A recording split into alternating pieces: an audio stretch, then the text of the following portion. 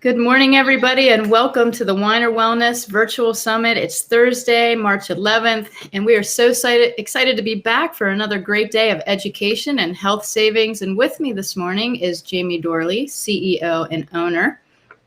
Good morning, Jamie. Dr. Tracy. How are you? I'm doing great. Thanks so much for having me on this morning for the morning commentary. I didn't know if I was going to make the lineup this week, so thanks for having me on. You make the lineup every single time. And of course, Candace, Corcoran, CNHP, and one of our head educators at Nutritional Frontiers. Good morning, Candace. Good morning, everyone. So today we're going to be recapping some of our favorite lectures, talking about what's coming up and all the ways that people can take their health back. Yeah, I'm excited to be back on. I got a chance to hear Robert Scott Bell yesterday. I believe it was yesterday. Yesterday was a long day, but first of all, he's got a great radio voice. It sounds just so professional on it. It sounded fantastic. But I love, excuse me, I loved a lot what he was talking about.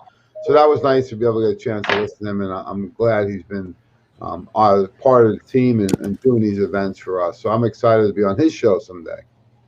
Yeah, he's great. He does have a great radio voice, and he has it perfected. I mean, he's been doing it 22 years, he said. So it's a really long show that he's had, and you can catch him on the Robert Scott Bell Show. He actually airs for 2 hours every day. I think it's 6 days a week, and has some really awesome guests on. I know Del Bigtree has come on his show. Judy Mikovits is going to be on his show today. And I have a story to tell, if you guys want to hear it, about something that happened yesterday to Judy. She called me last night, and she was on a plane to the MAPS conference, which is one of the largest conferences for spectrum children, where they help parents and physicians understand all of the issues that can go with, autism and things of that nature. And she had her true silver safe mask on, which is double layered. It's made from silver, very safe. And she got on the plane, sat down in her seat, didn't have any problems at the ticketing, going through TSA, has flown 3 other times. And she sat down, and a lady recognized who she was and asked her to change out her mask with a paper mask, and she refused.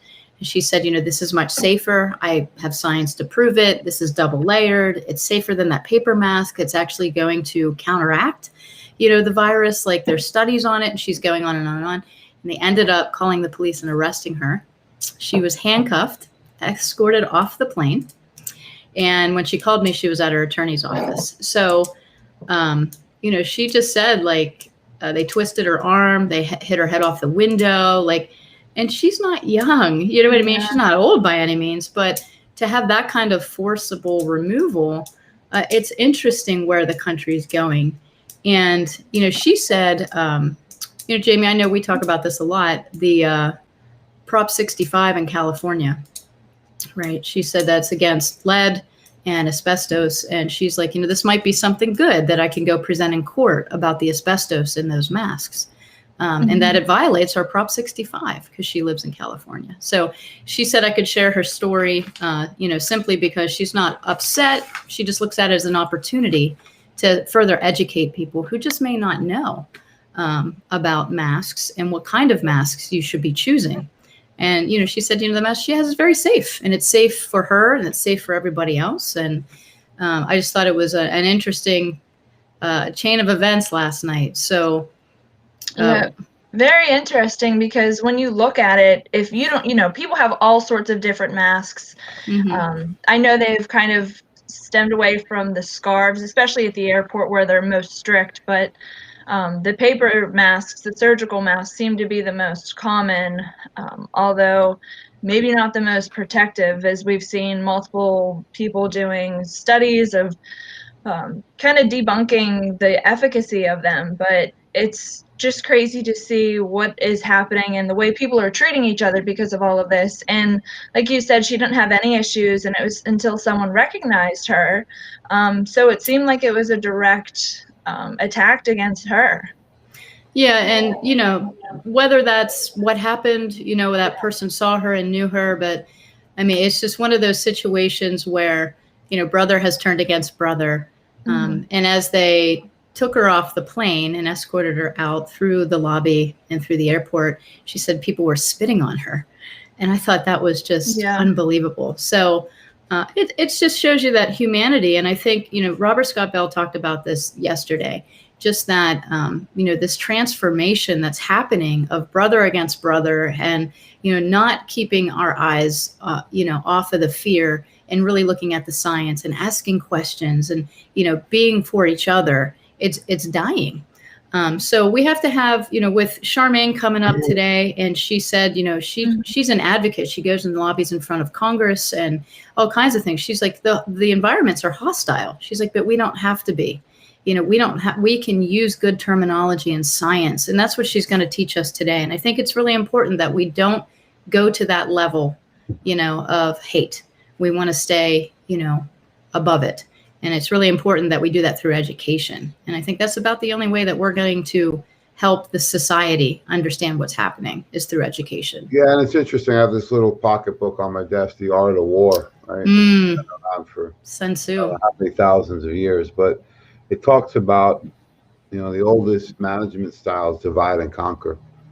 So if Judy's fighting someone on the plane, you can't really look at the big picture of really what's going on, right? I think that's a lot what's happening now. And I've seen it in the full spectrum in the Wellness Week, right? Some people come in, they wear the mask, they don't say nothing. Others come in without a mask. Other people come in about they're getting the vaccination. Other people are against it. You hear just about everything. So I'm trying to be as respectful as possible. But look, people got to make the decisions that's best for them. And at the same time, it don't always have to impose your will on other people. I say if everyone did the right thing for themselves, we could really focus on, some of the big issues at hand. I had somebody call in yesterday, and this is something that's very common that we probably just bypass now because COVID has taken such a huge piece of our attention away. She had non-alcoholic fatty liver disease, which I'm going to be talking about a little bit on my workshop here at 9 o'clock. And when I was talking to her about it, she says, well, wait, my cholesterol is fine. I said, okay, but you have a fatty liver and you don't drink alcohol, correct? Yes, but my enzymes are 3 times the normal level. So the point is that something like that, they don't even think it's that important anymore because COVID has taken such a huge part of our attention and focus in the medical community. But meanwhile, the person could be suffering from liver disease before you know it, and it's something we can help her with, right? So that's a lot of what I'm going to be talking about at 9 today, is a toxic food and having a strategy, not only for COVID, but really for taking your own health and responsibility back on. And don't be so misled by what people tell you. And I think that's what's going on here with this whole mask situation, right? And I don't know who it was on the plane, right? I don't know the details. It's like when I go to the gym, the poor girl working at the gym wasn't hired to be the mask police, right? Right. And now she has to be. She's got to deal with this face at 5 o'clock in the morning before I get dressed up. And, I'm just trying to be respectful. And who knows who is telling this poor woman or guy to go after Judy, right? But at some point, I think people got to take the responsibility back on and ask themselves, like, why am I doing this, right? Right. That is such a good point. Is, So I think that's where I'm at with this whole thing, is you just got to ask yourself, no different than me driving down the road yesterday, seeing someone in their car with a mask on. It's not my job to yell at them, right? I just laugh, but hey, they're doing what they think is best. I was on the Stairmaster yesterday morning, and the Stairmaster is hard for me. It's pretty intense, and I was just getting a sip of water, and some woman stood right in front of me and stared at me. I know what she was saying with her eyes, right? Like, well, aren't you invading my 6 feet now? So, there's so much temptation to take that, as Mikey would say, the free cheese on the mousetrap. And I think we all just need to be respectful and worry about what we're doing, not so much the person next to us. And they're doing their best based on their experience, right? So I find everyone's an expert these days, but I'm just trying to picture this poor person who has to go to the extreme to handcuff her, right? Well, that was the police that did that, but they called the city police and TSA in instead of the airport police. They actually called the city police. So they did file charges, and I can't remember what she said the charges were, but she just said it was it was amazing. Like, she hasn't had any issues, flying the last 3 times, and she has flown with Robert Kennedy and, so on and so forth. So she's like, I wasn't doing anything. I had my mask on. She said it just was like one of those instances where, she was singled out, and that's what happened. And like you said, Jamie, that was a great point. We have to worry about our own selves, accountability and responsibility.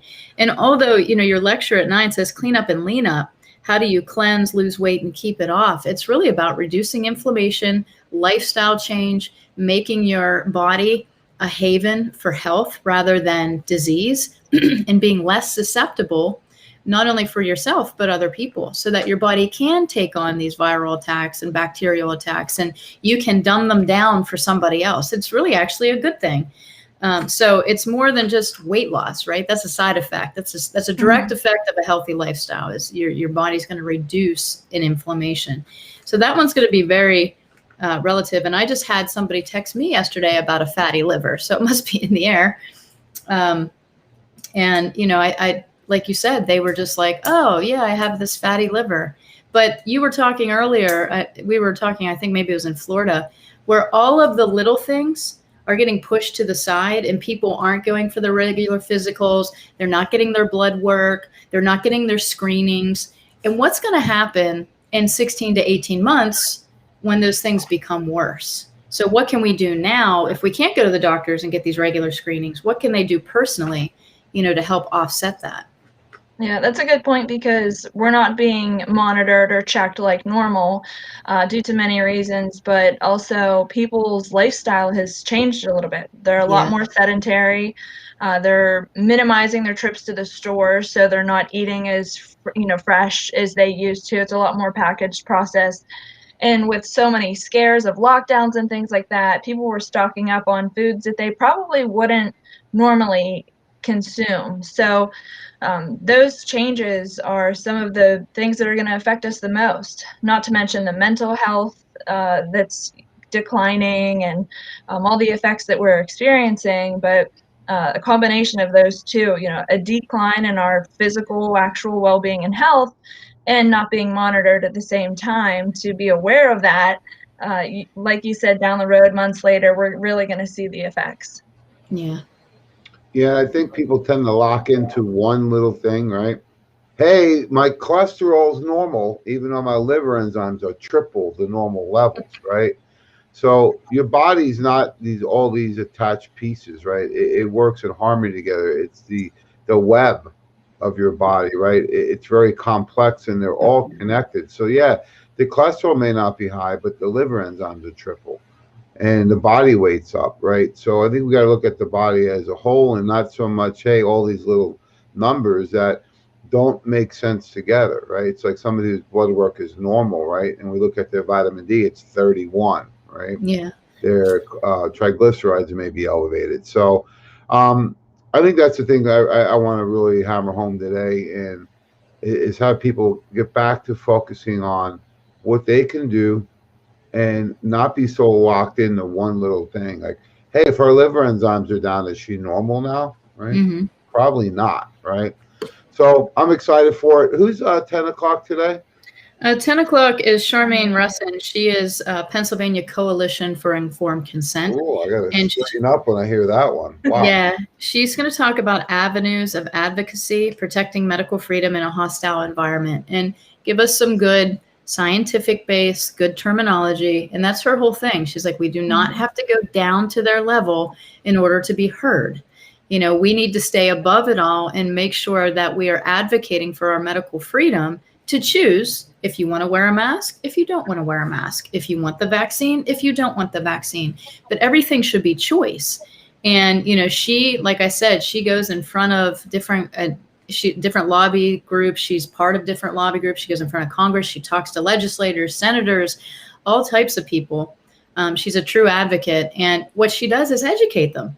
She takes in her scientific documentation. She talks to them about healthy lifestyle. She talks to them about programs. She doesn't scream or yell. She's just like, this is the science and the facts that they're not telling you. So let me tell you, and then you make an educated decision as a representative of our state, of our city, of our country, based on both sides. People used to call me all the time and ask me, like, should I vaccinate?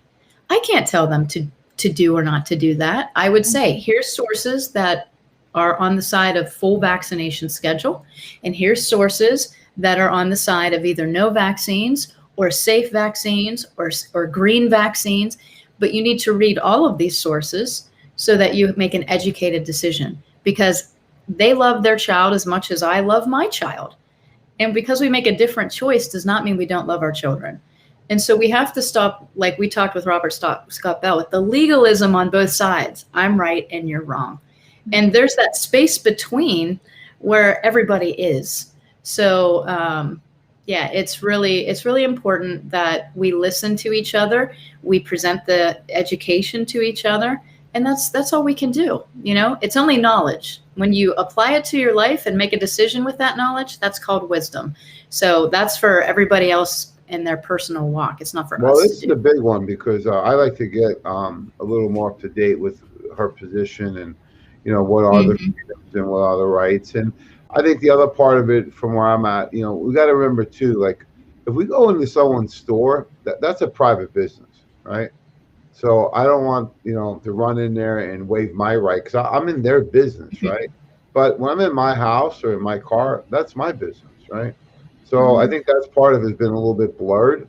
I don't want them coming into my house with a vaccination, and you know, maybe I don't have the right to run into somebody's store without a mask and spewing all my opinions. So I'm excited to learn a little more about, you know, the legalities of it. I know Dr. Weiner for years on the radio. I think there was only 2 states in the country, West Virginia and Mississippi, maybe, that you could not have a, you know, a form to fill out to not have your kid vaccinated, right? And Dr. Weiner, I mean, he passed out thousands of those. He was talking about this years ago. He also had a great book, because I want to know the facts, right? And I know a lot of these books about, you know, not vaccinating, there may be a lot of opinions, or, you know, and I'm okay with that. But the one I really liked is Vaccinations Are Not Immunizations by Dr. Timothy O'Shea. And it's over 300 different references in the back. Right. So great reference book, all based on the literature, published literature. We're doing a nice book sale this week at the Weiner Wellness Center. Books are $5. Do you guys read books? I got a whole box of books from you guys. A whole box? A whole box. It came, and my kids are like ripping it open, and they were like, oh, it's no books. Candy, no And me, I'm like, yeah. I was like, and it was so great. So thank you so much, Jamie, and you know, to the whole Weiner team. I really appreciate that, and I promise I'll either use them or share them with people well, that. You got to that thank the team, because 3 or 4 people. I said, did. Did you hear Tracy say she didn't get a book? Okay. Well, 3 thank or 4 you so people much. Came up to me. I says, "Oh, should we send her one?" They go, "Send her a box." Well, they did. We'll look it out for you. Thank you so we're doing much. a clearance on the books, because I think you know, some of these books are $30-$40, right? So we're doing a clearance on books, $5. Books never get old. So we just want to freshen them up a little bit for people, give them an opportunity. So a lot of different opportunities to participate down there at the Weiner Wellness Week. You can show up live. We are open. You can walk in. You do not need an appointment to shop in the store. Everything's on deep discounts. It's at 2419 Baldwick Road. Very easy to get to from anywhere in the Pittsburgh, Western PA, Ohio, West Virginia area. We've had people drive as far as New Hampshire. And over the years, we had people fly in from Japan. So doctors attract the people from throughout the world. If you want to come in, we're open every day till 5, Monday and Wednesday till 7. And we're even open this Saturday, 8 to 5. So come on down. If you like to do a curbside pickup where you order ahead and you pull up and we walk out with the delivery right to your car, you can do so. Just call 412-922-WELL. Put your order in and let them know where you're going to pick it up. And if you like it shipped right to your door at free shipping, you can do so also. Just be a little patient. We've gotten a lot of calls. It's not you know, Domino's where it gets you in 30 minutes or less, but we do ship out all orders within usually 48 hours. Also, the mail service and UPS and FedEx, they're a little backed up right now. So just be patient. The orders are being processed. We will get them out as soon as possible. And all orders get free samples this week. So what's some of your favorite samples, Candace? Probezyme's definitely my favorite sample, and I've seen, as we see the comments as we stream here throughout the week, I've been seeing people comment about the free samples in their order whenever we talk about this, and just how excited they get for the little bottles that we hand out. They are really helpful to try a product if you've been hearing about it all week or thinking about trying some. But I like the little Probezyme bottles because they're but not very large, and I keep it in my purse, so I always have it. So that one's my favorite. Yeah. Yeah, I see some people commenting they got both their orders the next day. Yeah. Pam wants a book, but not a big book, but not a small book. I guess Now she's getting picky. Oh, you know how those girls in Florida are. That's right. So we'll make sure we get her a book. And don't worry, Pam, you've got a lot of reading to do the next 3 years, so there's no shortage of education. That's right. Absolutely. Well, thank you guys for your morning commentary. Let's run through the rest of the schedule. 11 a.m., how to maximize intermittent fasting through supplementation with Joe Messino. So the one and only godfather of nutrition, Joe Messino, the manager at the Weiner Wellness Center, is going to be on. And then noon, we are debunking the top 10 essential oil myths. So I think this is good. That's with Anne-Marie Battis. Yeah, she's an essential oil guru. She loves them. She teaches them. And, when I talked to her about what she wanted to do, she was like, in the world of like misinformation right now, she's like, let's take the illusions off essential oils. She's like, because I had somebody come in the other day asking for essential oil at the Wellness Center. I showed her what we have, and that's not a big specialty of mine or Nutritional Frontiers. And she says, oh, that's no good. I said, well, which one do you like, right? Yeah. So I'd like to learn a little more from Anne-Marie, so maybe you can connect with afterwards. Absolutely. And then Joey Phillips is up, Epigenetic Myths and Mechanisms. So that should be really good. Epigenetics is our expression, right? Our physical expression through information, through DNA.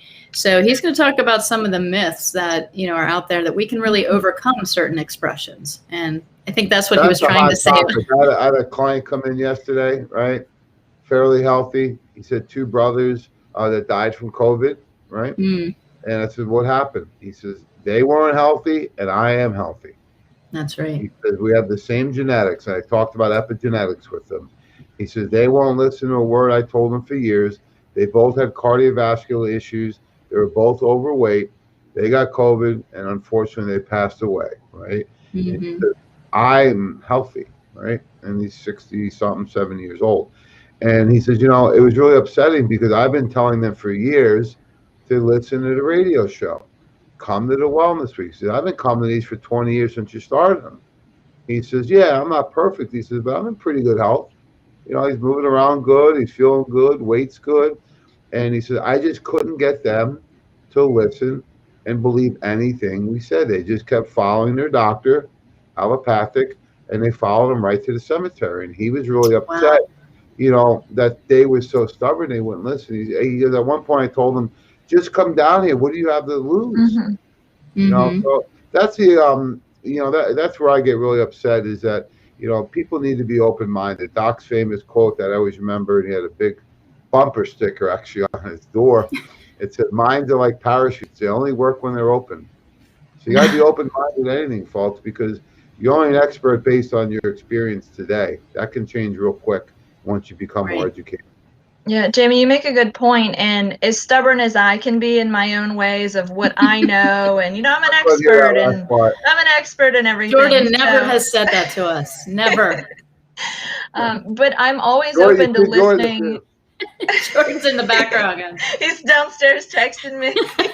But I know to be true, like what I believe, but I'm always open to listening to others. And part of it's because I'm not very confrontational. I don't want to get into it, but I know that I have to listen and learn. And I'm honestly curious sometimes to, think if you're not believing what I'm believing, what are you believing? So that's one thing, Jamie, that you brought up that really, is something that I resonate with, because you have to hear both sides. And when someone is trying to help you, I think the approach sometimes can be the thing that, makes your decision or not. So I'm always very gentle and open when I am getting advice, and also when I'm offering advice, because some people don't want to hear it. So Right. it is really important to listen to both sides, so that way you can make the best educated decision. Whether you think you're going to change your mind or not, you may You hear remind something. me of, yeah, it What was reminds me of that, a Jamie? conversation. I was lucky to meet one of my heroes, Tom Platts. He was Mr. and one of the hardest trainers ever. And I got to meet him at this competition one year, and he just stood next to me. We were just chit-chatting away, and he looked at me. He says, "Well, what do you think?" I says, "Me?" He says, "Yeah. Like, what's your style of training? What's your thoughts on diet?" And I was like, "He's like, look." He goes, "Everything works, but nothing works the best, right?" He's like, "You got." He goes, "I want to hear what you think." He says, "Because I can learn from everybody." Mm-hmm. Now, this was a guy that was like 100 steps ahead of me, but he was just so open-minded. I'll never forget that conversation because it got me to really, and he's open-minded. A world champion talking to somebody who's a novice was open-minded. So you can learn from everybody. Yeah. It's usually what not to do, but be open-minded. And it's usually what not to do. Exactly. I had a call from Dr. Len yesterday. He said, "I just want to ask you your opinion on something." So here he is, PharmD, NDMD, amazing practitioner, one of my favorite people. And I was like, "You're asking me?" Right? So he calls me and he says, "What am I missing?" And we go through this girl's blood. I said, "Vitamin C." And he was like, "Why didn't I think of that?" I was like, "I don't know. You're the vitamin C guy. Like, you're the guy. Like, everybody, vitamin C flush. He takes 15 grams a day. Like, I mean, he is the vitamin C guy." And I said, sometimes it just takes that outside perspective. And when I was having health issues a couple of years ago, I called a friend and I said, "What am I missing?" And she's like, "Vitamin D. Your vitamin D levels are too low." She's like, "Take it at this amount for a couple of days." And it changed my anxiety within days. Like, I was like, oh, so it does help to talk to other people, to hear what they know.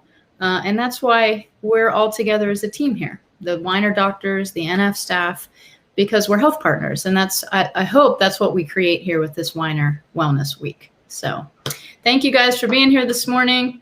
We are going to get to our first speaker, Jamie Dorley, Clean Up and Lean Up, how to do a cleanse, lose weight, and keep it off. And we'll take a little break for a minute, Jamie, let you get situated, and we'll be right back. I'm going to go get hair and makeup Okay, done. all right. So We'll touch up. Water your nose. Thanks, guys. Have a great day. Thanks, everyone. We'll see ya.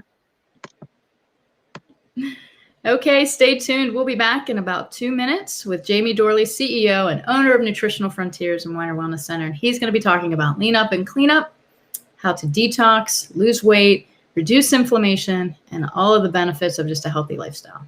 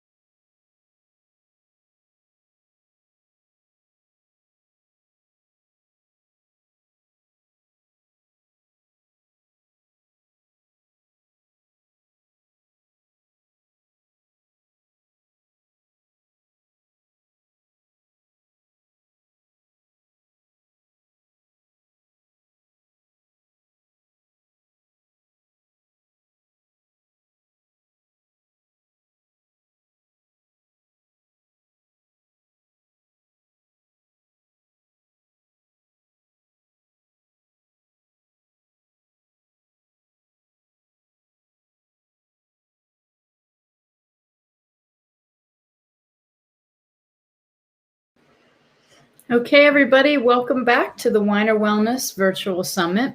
Jamie Dorley, CEO of Nutritional Frontiers, is going to be with us right now, and he's going to be talking about clean up and lean up, how to do a cleanse, lose weight, and keep it off.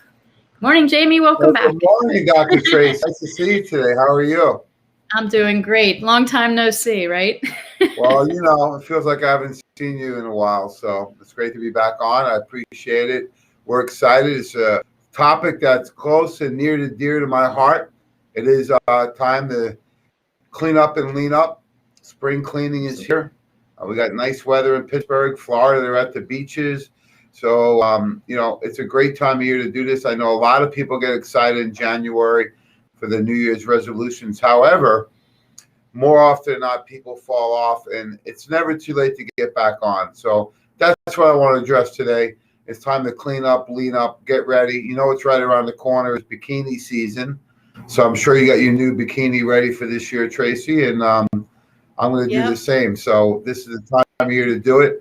I've been doing this program since January. Your skin looks fantastic as always, and I've heard you've been doing the cleanse yourself.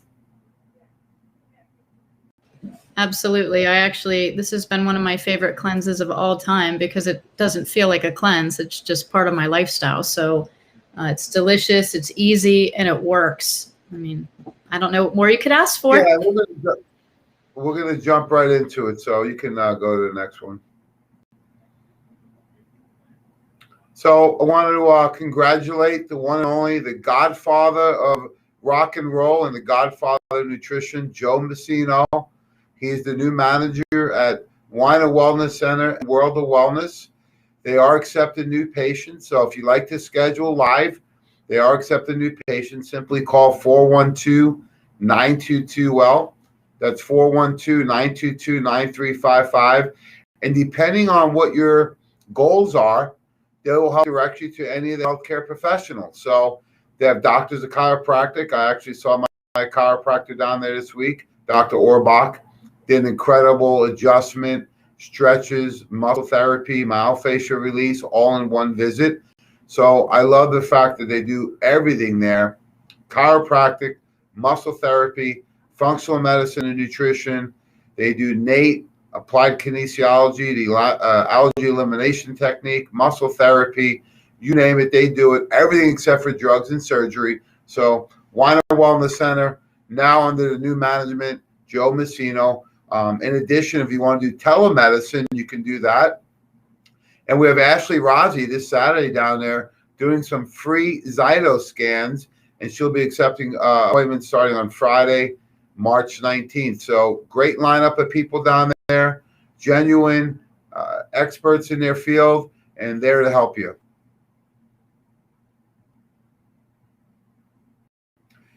In addition, you can call this week the office. You can come in and shop. You can do curbside pickup, and they do free ship. But we have a complete state-of-the-art health food store in the Weiner Wellness Center. Trace, have you been in the health food store before? It's been a while, right? Yeah, I think I was there, I want to say last year. But it's great. I mean, and we just talked about this morning. I talked with Phil, who works at the Weiner Wellness Center. He's a great add to the team. And he was saying people are calling and asking, like, do I have to order by phone or can I come in? And he's like, yeah, you can come in. And I told him, I said, I personally like to go browse. I like to go look at products and read the labels and decide if I want to buy things. I said, there's always something that I see that's new and I want to try it.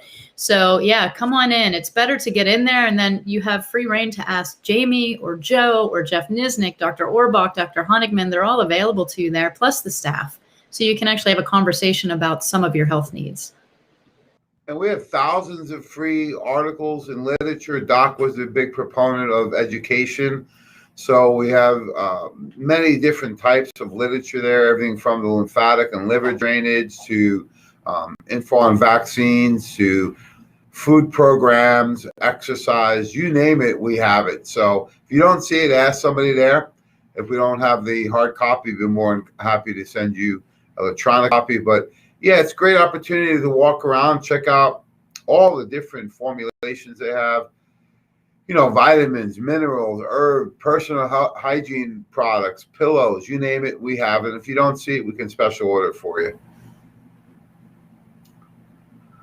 So I'd just like to give a little bit of my background so people know how I got here. So in December of 2021, I'll be celebrating my 30-year anniversary. Just seeing that on the screen gets me a little nervous, but 30 years already from the time I graduated from Slippery Rock. I've worked in all aspects of natural health and wellness field, everything from working in a health club, American College of Sports Medicine certified personal trainer. I worked in retail. I worked in manufacturing, sports nutrition. And for the last 20 years, I've worked with healthcare professionals like yourself, Dr. Tracy, and patients, helping them to improve their wellness and improve their health. So now I own Nutritional Frontiers and World of Wellness. For a brief time, I was the owner of NutriPharmacy. So in addition, I'm really fortunate and blessed to have an incredible team behind me. So really excited to celebrate 30 years in December. So 30-year anniversary, is that a new car or Rolex? What is that, Tracy? You're going to have to ask Michaela. It might be a box of books, right? It's a box of books. That's right. You never know what you're going to get. So, but I'm really excited to, I feel like I'm starting off brand new. America loves to come back. And, I feel like people need to continue to improve. And that's what I'm trying to do this year. So when you look at it, when we talk about clean up and lean up, it all starts with the NF for Life program that Dr. Tracy was the author of. Candace has helped us with the Great Pyramid of Health. This is exactly the same program that I promoted as a personal trainer 25 years ago, Tracy. I always say that the fitness and bodybuilding community leads the way because they practice exercise and movement. And you got to look at what every day. And you got to look at what you drink every day. And are you getting adequate sleep? Are you working on your emotional wellness? I did my readings this morning. I met with my spiritual advisor, Father Phil Henry, yesterday, right? Did my exercises, ate good, take my supplements, got a great night of sleep. So you got to find what the best investment in the world is, to invest in yourself with a healthy lifestyle. So I know you do a lot of spiritual work and you follow this system. Folks, when you follow this, you'll see small, continual, consistent improvements every day. And we always say between your goals and accomplishments is two things: consistency and discipline. You got to commit to doing it every day for the long term. And hey, if you have some days that maybe aren't quite as great as others, that's okay. It's consistency and discipline long term. It's not a short-term fix where you change your diet for a week or two and then go back to what you used to eat. If you want to change the result, you have to change what you're doing. So when we talk about cleansing overall, you can go to the next one.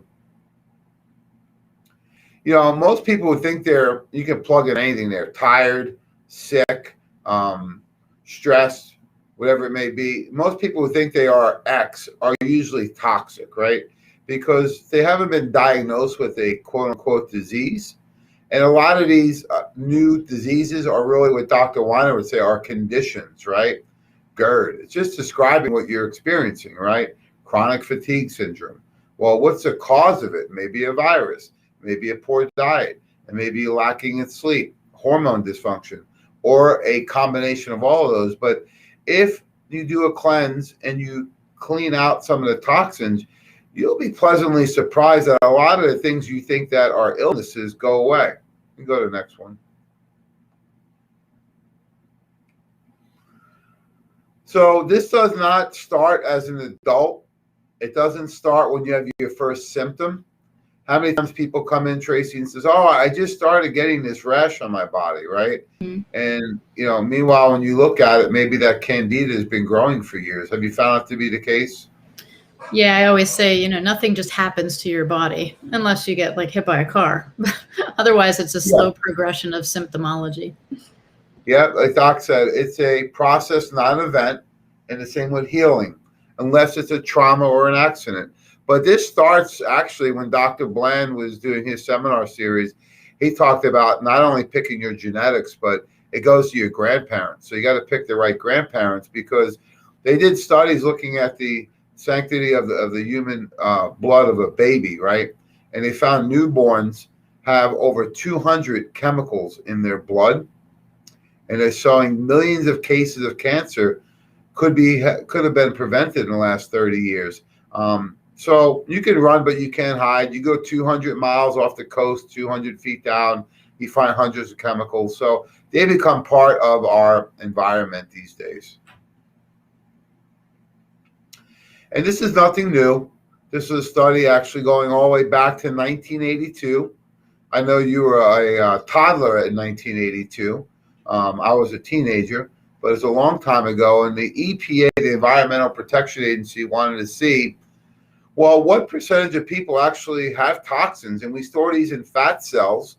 So the EPA did a huge study, over 33,000 people, over 40 metropolitan areas. So a good wide study, a good deep study. And what they did is they took a cross-section of the gluteus maximus adipose tissue, which means fat off your butt. We store toxins in fat cells. And what they found is 100% of people showed plastics, solvents, dioxides, perfumes, chemicals in their fat tissue. So the next time someone asks you, who needs to detoxify, who needs to cleanse, what's your answer? Everybody, every day. Yeah. Exactly. You need to detoxify in a healthy way every day. Because the body builds these toxins up over a period of time, right? You may not notice it. It's like the straw that broke the camel's back, right? You can have some bad bugs in the intestinal tract. You're inhaling toxins. Just normal digestive processes, even with a healthy diet and lifestyle, you're going to have byproducts of digestion, right? No different when you're burning wood in a fire, you have the coals and ashes when you're done, and some wood that's not even completely burnt. Same thing when you're ingesting and digesting food. Then you have chemical buildup. You have all these different things that build up over time, and you may not notice it for a period of time. You know, think about a glass, you know, look at my cup right here. You got about half filled with water, okay? If I put one drop in here, do you notice a difference? No. What about when this is full? One little drop can make it overflow. That's what you'll hear commonly termed as multiple chemical sensitivities. Oh, I can't go near perfume or cigarette smoke, or, you know, if I have this smell, I immediately have a reaction. That's because your body is toxic and you can't fill up anymore. You're at max capacity. So the smallest drop is going to overflow. And it can manifest in all types of different symptoms.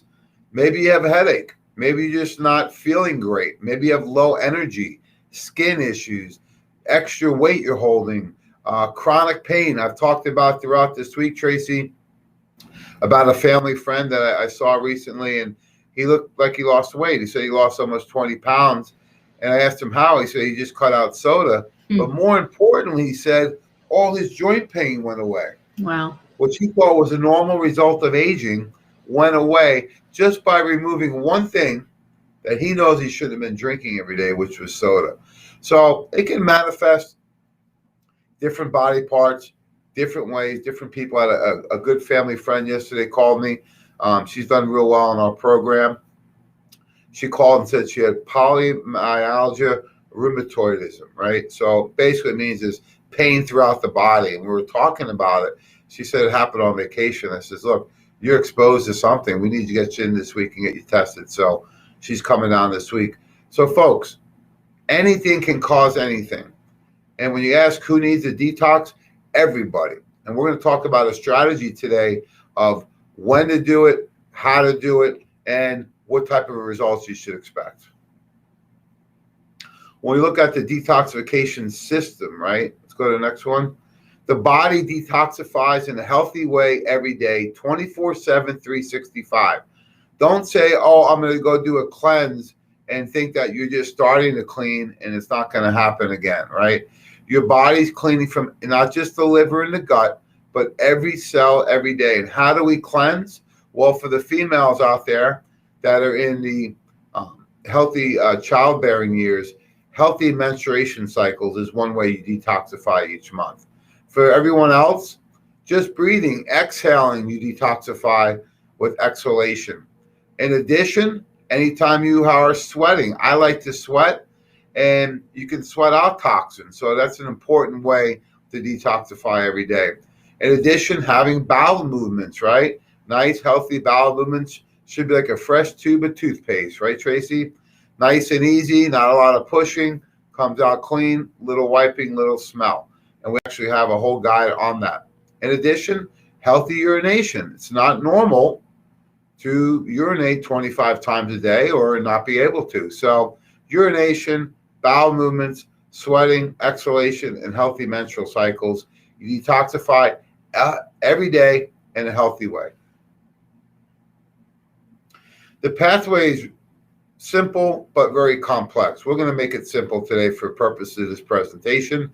But the liver is the detox machine in the body. This is where everything gets broken down so you're able to actually excrete it out of the body. You know, think about if you were cleaning up your house, right? You're going to clean the fridge out, spring cleaning, and you had some bad eggs in the fridge, right? You put them in the garbage in the kitchen. They need to go down and get to the curb and be hauled away by the garbage man, because if they're not and they sit in the kitchen garbage, they can get worse.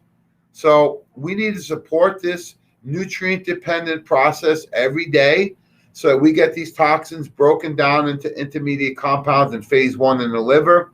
Then in phase 2, you might have heard words before like methylation, sulfation, glucuronidation. That's phase 2. And then phase 3 would be clearance through the bowels and also the kidneys. So phase 1 detoxification requires vitamins and minerals. Intermediate phase requires antioxidants. Phase 2 is where things usually start to slip because that is amino acid driven. And then phase 3 is the clearance. So we need to make sure we're sweating, exhaling, proper, healthy, consistent menstrual cycles, urinating, and having bowel movements consistency. So these are all nutrient dependent processes. Think about the energy it requires to clean your car. I cleaned mine the other day after about 10 snowstorms. It took a lot of extra effort. Now that it's clean, not going to take as much effort. So the longer it's been since you've done a cleanse, the more effort it's going to take and the more dramatic the changes are. The more you cleanse, the healthier you are. You need to keep doing it. It's not as intense, and you won't see as dramatic changes. So how healthy is the colon? The old naturopath saying is that health and death begins in the colon. So this is a key part of your health. What we found, Tracy, from research is that, especially meat eaters, if you're not having bowel movements, there's enzymes in the colon called glucuronidase. These enzymes will actually resplit hormones that were ready to be excreted and recirculate. So if you are constipated and you have hormone problems, there's a connection between those two. So just like if we're going to wash dishes in the house, you need to make sure the drain is not clogged, because you can't wash dishes in a clogged up drain. So we need to make sure the colon is working properly and you're not having any constipation before we can do any type of cleanse. So a simple thing would be our mag citrate from Nutritional Frontiers or our Frontier Cleanse. Which one do you recommend for your constipated patients? I like them both, but I like the mag citrate. And how do you recommend people take that? I usually say around 350 milligrams or more, especially if they're really constipated. I usually go with a therapeutic dose and tell them to double it up initially and then back down once they start having normal bowel movements. There you heard it from the expert. Double up your mag citrate to catch up. Get those bowels moving. Very simply, take it until the bowels start to move, right? Start with 2, then go to 4, maybe 6 or 8, but it will get it moving. In addition, we do have the Mag Complete powder for people who want the higher dosages right away. So the digestive tract is vital, folks. It's covered in trillions of cells of probiotics. You got to have proper enzymes, stomach acids, bile. So if you don't have a gallbladder, we got to support you with things like betazyme. And remember, where does digestion begin? A lot of people say the gut. Some people say the mouth, where your enzymes are. I say it begins in the food. If you're eating live food, fruits and veggies especially every day, those have enzymes in them. So if you're eating, Pop-Tarts, no enzymes in them. If you're eating fruit, it has enzymes. So the food you eat is vital, and then you need to add in extra enzyme. If you are on acid blockers, we need to take a time out and address that immediately. If you're eating a lot of processed junk food, well, that's probably why you have too much stomach acid, because all that fermented, putrefied food in the gut is not being digested. And now it's going to start creating a lot of bacteria, which create a lot of acid, and now the acid's going to come up. So at the Wine and Wellness Center, we actually have a physical adjustment done by a professional doctor, chiropractic, and the chiropractor will actually adjust the stomach and then provide a good diet for you to follow with along some digestive enzymes and probiotics such as the Probzyme. What's your thoughts on starting someone on something like Probzyme? I think it's a very easy way to start somebody, especially somebody who's used to taking Tums or over-the-counter acid reducers for their heartburn. It tastes good. It's very similar in the delivery system. So I love it. And also the enzymatic action really helps with pre-digestion. So they're going to get both the benefit of the good bacteria and immune boosting and digestive health all at the same time. Yeah, that's great. You can use it acutely, safe for kids or adults.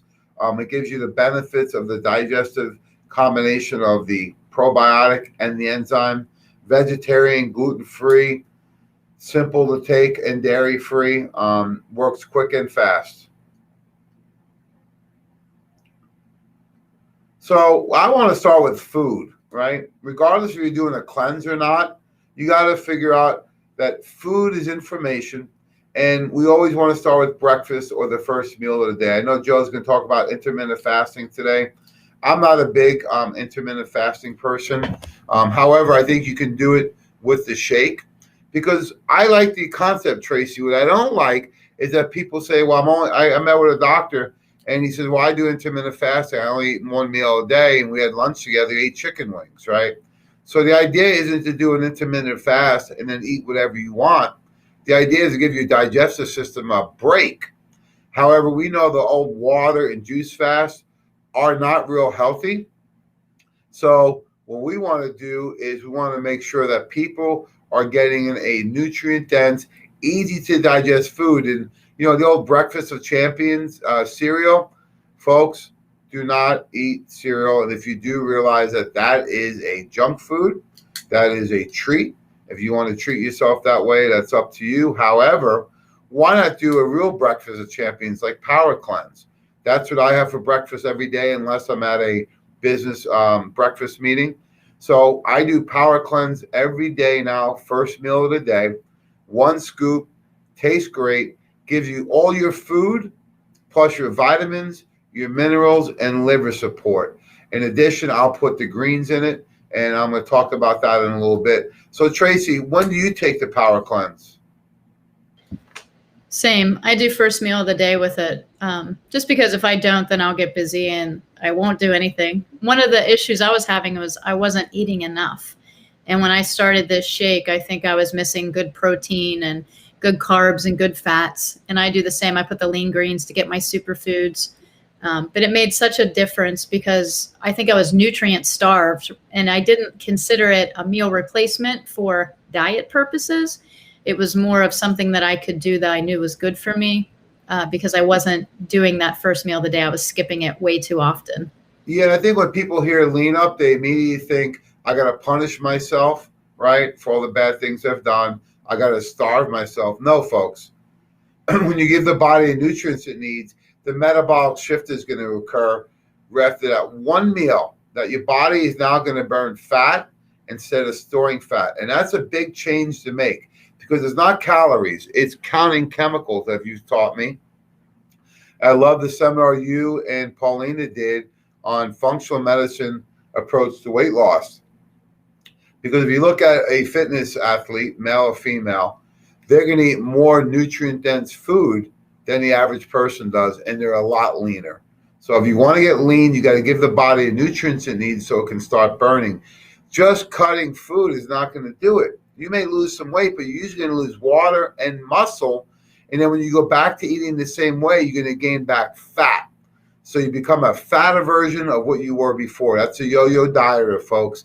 Do not follow that. I did that before. It sets you up for failure. So even if you did nothing else other than follow the power cleanse, 1 scoop for breakfast with water and ice, fantastic way to start every day. You get your vitamin and mineral in there and your liver support. So which flavor do you like, Tracy? I love the pineapple coconut. That's my favorite. Wow, we agree on something else. This is our week together. I'll tell you what. Pineapple coconut is awesome. I put the apple cinnamon flavored greens in there, 4 ice cubes, about 8 to 10 ounces of water. I'm ready to go. So when you go to the next one. So people always ask, well, they got to eat. Look, we want to eat food that's real first. If there was no grocery stores on the planet open, where can you find food? From nature. So I always want fruits and veggies. However, you may want to have a strategy of what can I buy organic? Well, the dirty dozen are fruits and veggies that have a thinner skin. So those are going to be more susceptible to herbicides and pesticides.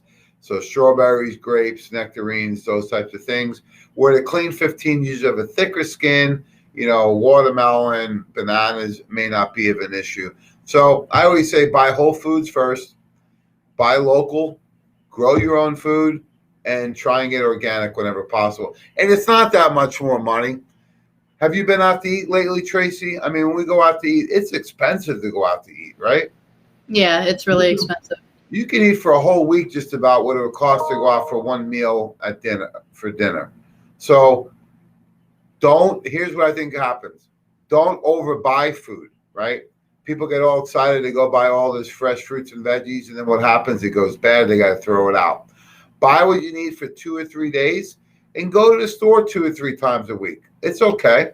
You get some extra steps in, buy some organic greens, buy some veggies, buy some fruits, start there, a handful of nuts and seeds and snacks, and you're halfway there, folks. We always say that you are what you eat, absorb, assimilate. And look, doesn't mean we've never partaken in any of these foods, but if this is your diet every day, no wonder America is one of the sickest countries in the world. We have a sleeping giant of diabetes in the world. Cancer is at highest levels ever. 1 million people a year are dying from heart disease. And it's not only that, Tracy. More importantly to me is the quality of life. People can't go for a walk. They can't go to the beach or the pool because they don't want to put a suit on. Up and down stairs, they're exhausted, right? It's the quality of life. They're not sleeping well. And it goes back to this. If this is your diet every day, let's change today. Let's start with power cleanse for breakfast, nice salad for lunch, and then we can figure out dinner just by following the foods listed in the Detox Wellness Solutions booklet that comes with our Remove Complete kit. So these should be a once in a while, hardly ever type of treat, or if you're eating out or you're at a party or something, but this should not be the norm. I know there's foods on here, Tracy, that you would never eat. I can't say never, but it's not a norm. So, and I think that's what you're saying. It's okay once in a while. It just shouldn't be a lifestyle. Those foods shouldn't be part of your lifestyle. They should be part of your fun. When we go out to eat with the team, we're not making the best choices all the time. And most of the time, you and I will split a dessert and I eat the majority of it. That's how you're like, I'm just going to have a bite. I'm like, good, step aside. And if she orders it, it doesn't count on my food program. It's hard. That's I just right. got a sample of a little bite. That's it. Just I force you into it. I force you. And then we're fighting over the last bite. So, look, there's some foods that I don't eat ever anymore because if I do, it doesn't make me feel good, right? It makes me feel terrible. So you'll find over time, the less you eat of these things, the better you feel. So let's go to the next one. A very simple thing to do is to incorporate these foods every day. Fruits, salads, veggies, including cruciferous vegetables.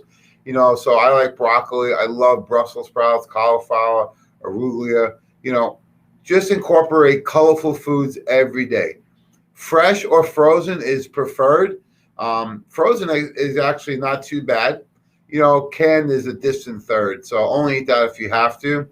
And then if you're eating any meat, fish, chicken, turkey, try and get that organic and grass-fed, whatever possible, because what you eats determines the quality of the food, such as farm-raised fish. Do not eat that.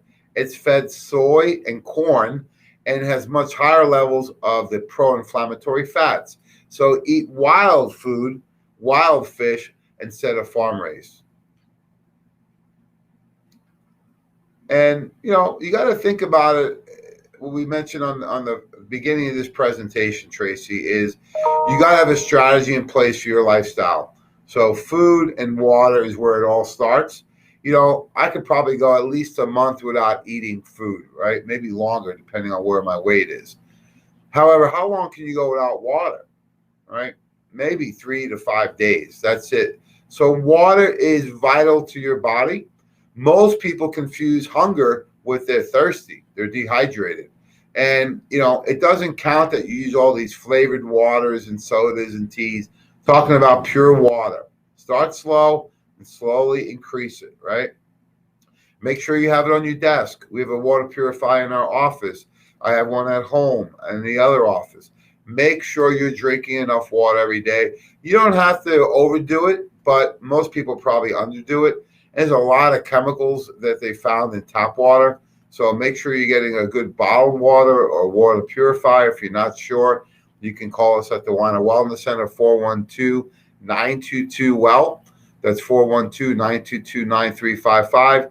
And your body's 70% water. So you need to make sure you're hydrated.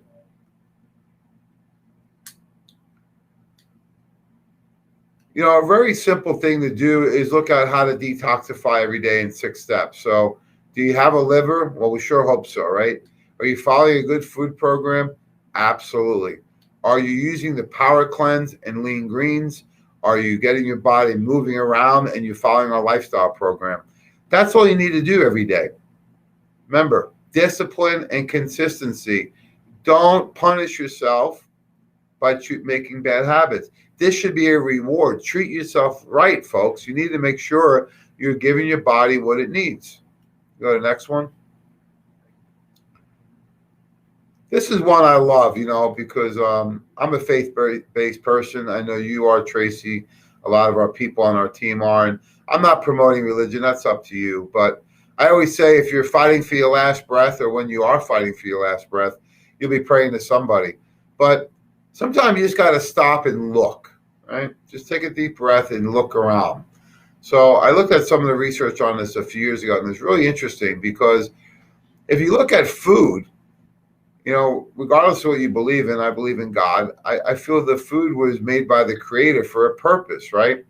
If you start really looking at it, the answers are right in front of us. Look at a tomato. It's red. It looks like the heart. When you cut it open, it has 4 chambers. What do they find tomatoes are good for? Lycopene, for heart health. If you look at a walnut and cut it open, it looks like a brain, right? You look at a sweet potato, right? And it almost looks like the pancreas. And I know sweet potatoes, from personal experience, are much better for blood sugar than white potatoes, right? This goes on and on and on, that there's so many different examples of this.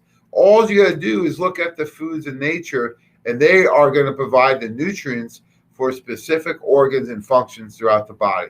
That's why you need a variety in your diet, and you need whole foods. The answers are right there. Foods that look like the body part they benefit.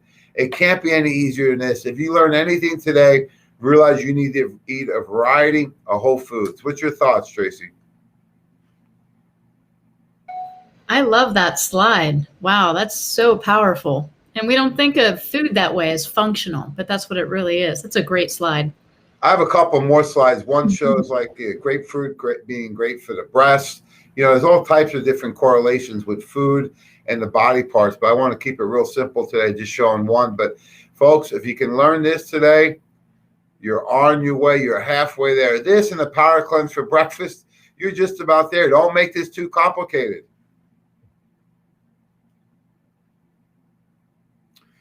And, look, I promote organic food. I remember I was younger really living on a very limited budget right out of college. I'd buy a lot of tuna fish. And when I get paid, I'd buy the white albacore tuna and thinking it was much better. What I found was that the bigger the fish, the older the fish, the more toxins. And the same with the people. Older the person, bigger the person, higher fat of the person, more toxins. But the light tuna actually has about a third of mercury level of some of the older tuna steak. In addition, even though it's organic, there are herbicides and pesticides in the air that may actually fall on some of the food. So they found about 25% of all organic food actually has some dusting of herbicides and pesticides. No need to get upset or scared. Just make sure you're eating good, healthy, whole foods every day. So just want to make the point, you can run, but you can't hide. So I love the new and improved greens. I do a scoop of this with my power cleanse at least once every day, sometimes twice. The reason being is that no matter what, you need extra superfoods. And the greens has nutrients in that you will not find in the grocery store. And regardless of the shopping or grow season, the greens never gets out of season. It has pre and probiotics in there. It has vitamin C, vitacholine, the number one absorbable glutathione. Glutathione is great as the master antioxidant for your liver. So you need the right glutathione. Have you ever seen a greens powder, Tracy, with probiotics, prebiotics, glutathione, vitacholine, vitamin C, DMG, NAC? Have you ever seen one like that? No, there's nothing like this on the market, and it actually tastes great. Yeah, and we even added biofolate, the active folic acid, which you talked about for 4 hours, MTHFR, and biohacking your genetics. So that's why we added all these super nutrients to this greens powder. In addition, we have lecithin in there, and it's a soy-free version of it. So excellent new updates on the formula. We supercharged our greens, and we did not increase the price. Go to the next one. So we have a Remove Complete kit that was customized by Dr. Tracy Strout.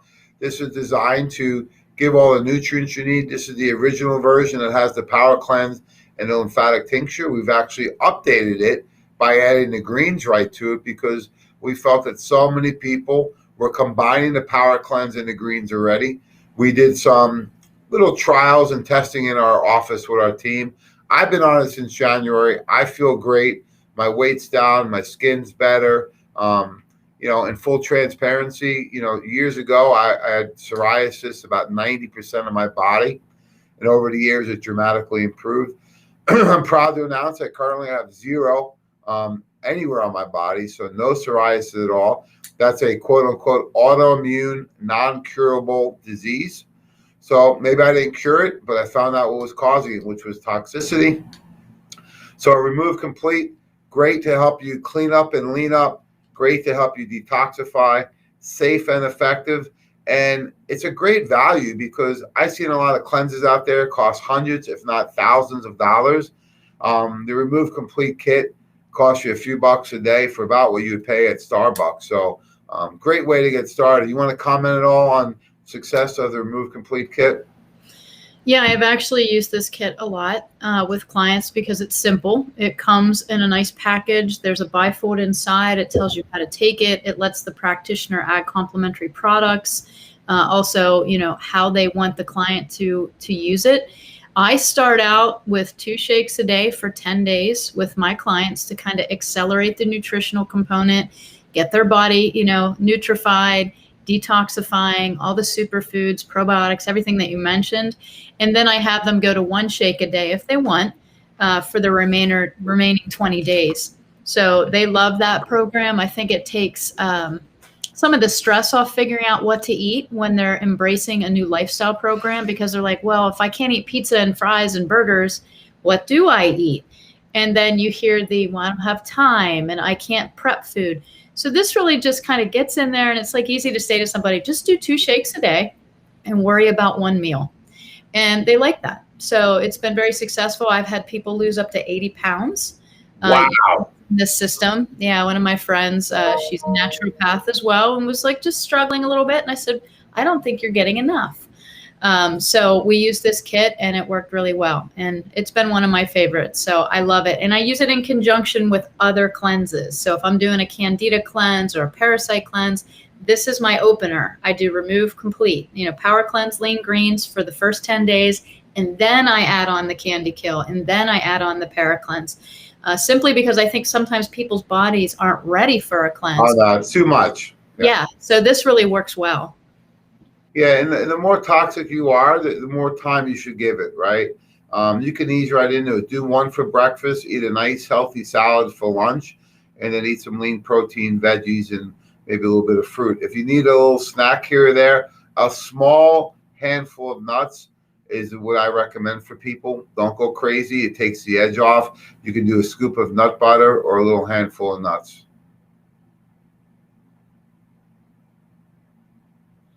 The healthy liver function is a key. We were talking this morning about someone who called in with a fatty liver.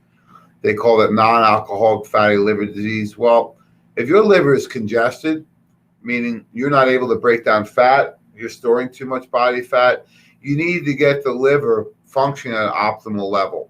Now, we know from history, Mickey Mantle and rock stars and people that are alcoholics, the liver can take a pounding. It can regenerate, right? But we need to support phase 1 and phase 2 because these are nutrient-dependent processes.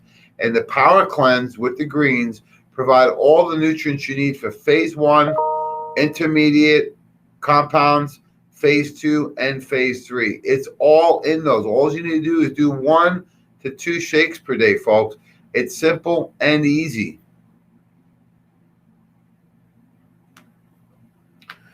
When you look at food overall, well, why do I need greens? And well, look, the food doesn't have the same nutrient content that it did 50 years ago, before Tracy was even born and I was a toddler, right? Nowadays, people are consuming over 50% of the meals outside the home. I see a lot of people eating at the gas station. The line at Starbucks and Dunkin' Donuts is wrapped around the corner. There was actually congestion when I was getting to work this morning. It was because McDonald's was backed up, the gas station was backed up, and Starbucks, and that created traffic in the road. So people are eating a lot of processed foods, and even if you're eating healthy, a lot of nutrient content in the foods is greatly diminished over time. Some of these foods have been lacking nutrients, including things like magnesium, down almost 90%. Folks, magnesium is the number 1 nutrient deficiency on the planet. Number 2 is D, and number 3 is fish oil. You can get all these in just by doing the power cleanse in the greens. So you need the nutrients in. Even Journal of American Medical Association 20 years ago said, eat right is not enough anymore. You need to take a multivitamin and mineral. And we have the vitamin and mineral in the power cleanse. You don't need to take it separately.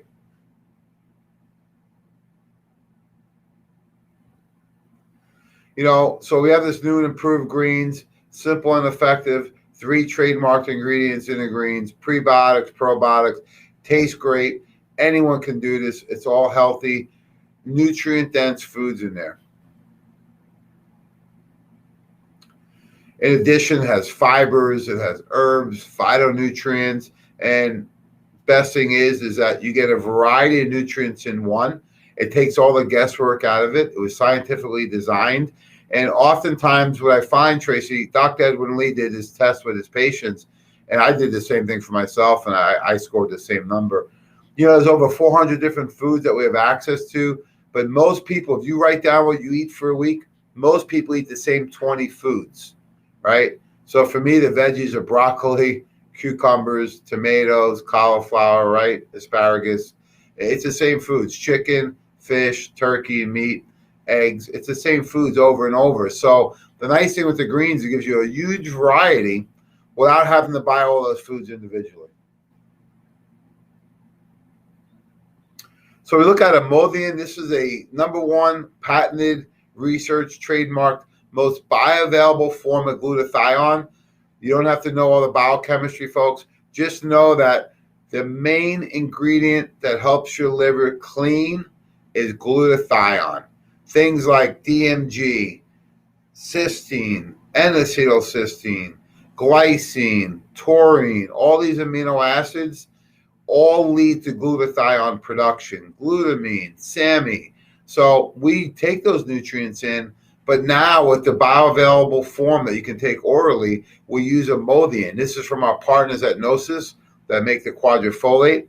They have a tremendous amount of research showing that the glutathione actually gets into the blood at a great rate. And more importantly, Tracy, gets in your cells and it turns on liver function. So this is fantastic. This is groundbreaking research by our partners at Gnosis, and another reason why Nutritional Frontiers uses the premier ingredients in our formulations. I have not seen other greens with Imodium in it, nor will we in the future. Some of the things it helps with is with liver function, immune system, brain, heart. So why not utilize a patented research trademark ingredient? So we're really excited. What are your thoughts on some of the preliminary work you've done with the Imodium? I love it. I like it because it helps the body produce what we need. And, a lot of the liposomal glutathiones, they might drive somebody too fast into detox, converts too much homocysteine. They can get like some anxiety issues because there's no nutrient backer. It's just glutathione being shoved into the system.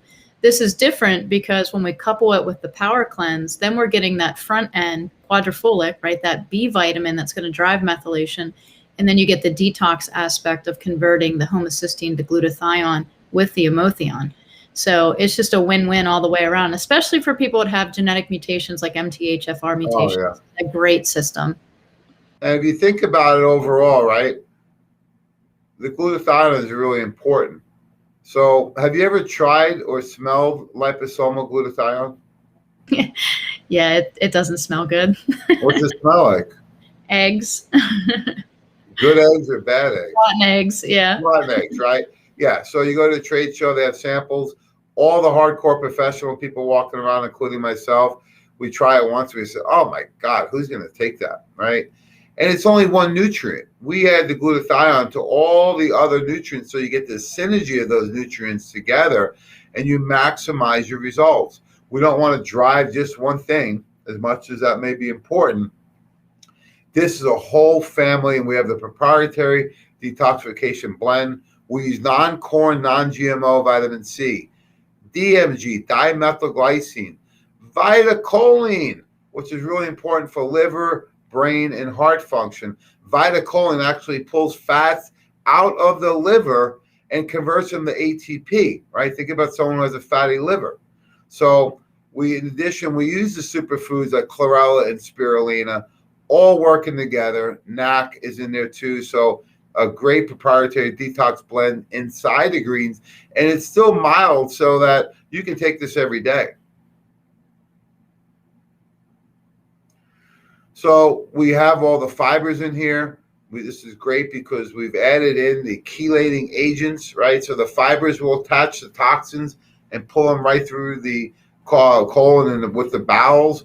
And we also use chelating agents. Chelators have the ability, some of these toxins, Tracy, are very stubborn. We can't get them out of the body. And with the evolution of the human body, we can't keep up with the amount of toxins we've been exposed to in the last 2 generations. So we're being exposed to toxins at a much greater rate than we can adapt to. So what happens is a lot of these toxins, we don't have the ability to detoxify them and pulling out of the body. So we need to chelate them, attach to them, and pull them through. And some of the chelators are the spirulina and chlorella.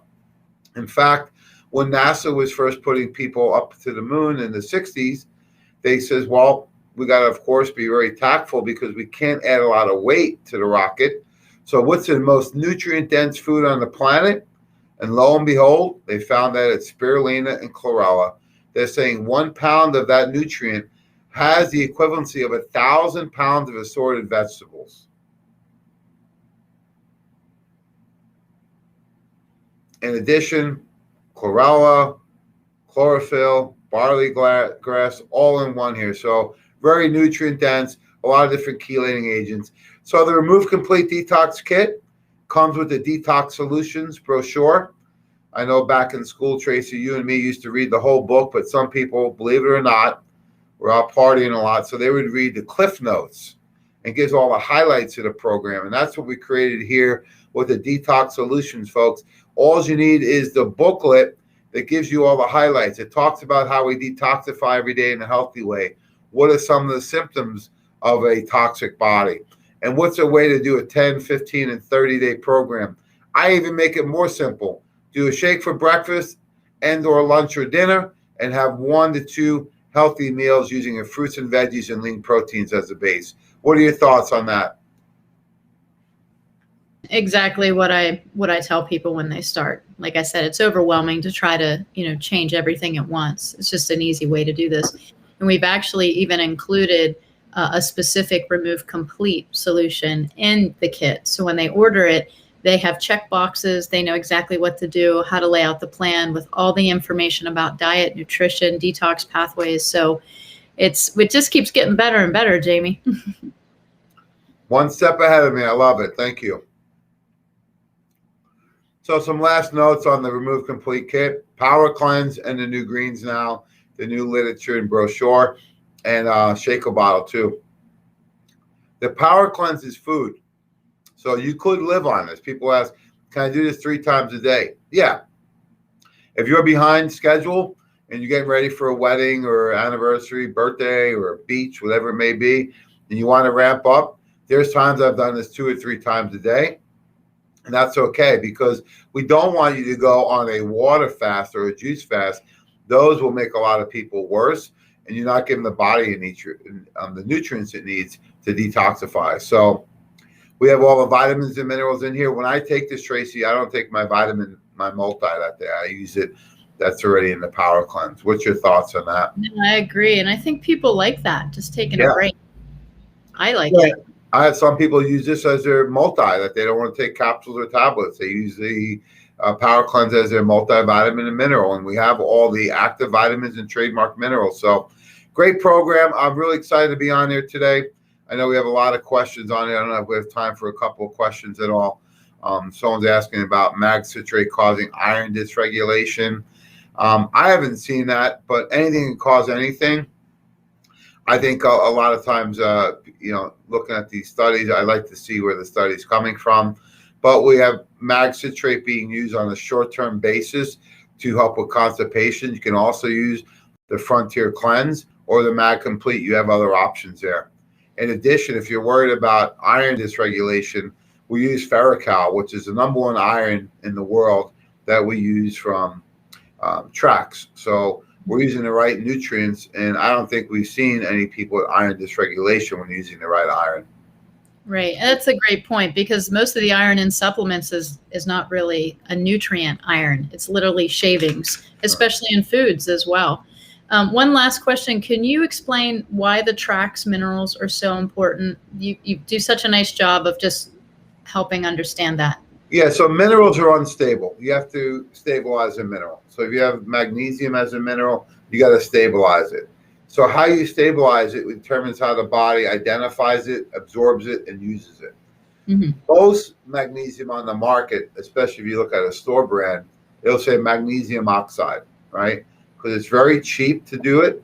You don't need a lot of technology, and the molecule size stays the same. So you're not going to absorb magnesium very well in an oxide form. So the next level would be take magnesium and combine it with a amino acid like glycine, right? So a lot of companies take magnesium and glycine and mix it in a bowl and call it magglycinate. What Trax does is the third level is they take magnesium and glycine and they do a covalent bond. So now the molecule has a new structure, and your body looks at it and identifies it, absorbs it like a protein. Now, one caveat, it does make that size larger because you have glycine. So if you say, well, it's only 100 milligrams, don't worry about the dose in this case, because your body will get a much better result because of the form of the ingredient, not so much the dose. Yeah, that's great. And last question to clarify, you can stop your multivitamin while using Power Cleanse, even if you're only using it once a day? Sure. I like to take vitamins morning and night. But if you're getting it in the morning and you want to take your multi at night, that's fine. If you don't get that second dose in, that's okay too. I always want to get the minimum I need in every day. Now, if you're not feeling good or sick, you need higher dosages. But if you're getting that Power Cleanse in the morning, you're halfway there. If you want to take the multi at night, that's fine, but you don't have to. And most people aren't getting a multi, let's be honest. So this is a step in the right direction. So again, that's up to your healthcare provider. That's why we advocate that you go and you talk to somebody about your health, get some direction, because there is no one size fits all. We're giving general, recommendations here today. Sign up, get in there, go to the Weiner Wellness Center, make an appointment, and talk to somebody that can really guide you. Yeah, one last comment about the budget. When my Power Cleanse and my greens and my fish oil and probiotic, that's on my food budget. That's on the grocery budget. On the grocery list. Yeah, put that on the grocery list. It's food, folks. Your fish oil, the same thing. Your greens, your red colors, your multi, that's all on the food and grocery list because it's food. And what you'll find is when you incorporate that, you'll start to look at, well, what are some of the other things I can cut out, right? I'm not a big chip guy, but I do see people eat those and shop with those all the time. Those are $5, $6, $7 a bag, right? The cases of soda. Start to have a budget, and you'll see you can substitute some of these things and put your food-based nutrients on your grocery and food budget. Right. Absolutely. Well, Jamie, thank you. Enlightening as always. Guys, if you want any of the products that Jamie has talked about, you can go right to the Weiner Wellness Center and order these. Deep discounts happening all week long. You can go in and shop, get some advice from the healthcare professionals there, or you can simply call the center and order your products, and they will curbside deliver or they will ship them to you. And this is the final result of doing the cleanse for over 2 months. So it's awesome. Not where I want to be, but better than where I was. Well, you are almost at the goal weight you set for yourself, right? I am pretty close. I weighed in this week. Full transparency, 218. My goal is 208 to about 212. That's my fight in shape. So I'm real close to that. And I'll be there by the time I hit the beach in June. Awesome. Well, congratulations. Keep going. We're so glad that you're healthy. And that's what we need to be to do all the things that we need to do in this life. So thank you, Jamie. Thanks, guys. Have a great day. And God bless, Tracy. God bless. All right, guys, stay tuned because in about 1 minute, we're going to bring on Charmain Rusin. She is part of the Pennsylvania Coalition for Informed Consent. She's an amazing advocate, and she's going to be teaching us today avenues of advocacy in hostile environments. She has a lot of new things to share, and I think you're going to find this so enlightening. It's really important that we know what our medical freedom and our rights are. So please share the stream right now with anybody that is struggling with, advocating for their medical freedoms, trying to figure out how to navigate through this COVID world. Super important. So please just click the share button right now and share it with as many people as possible. So stay tuned. We'll be ready in about 1 minute.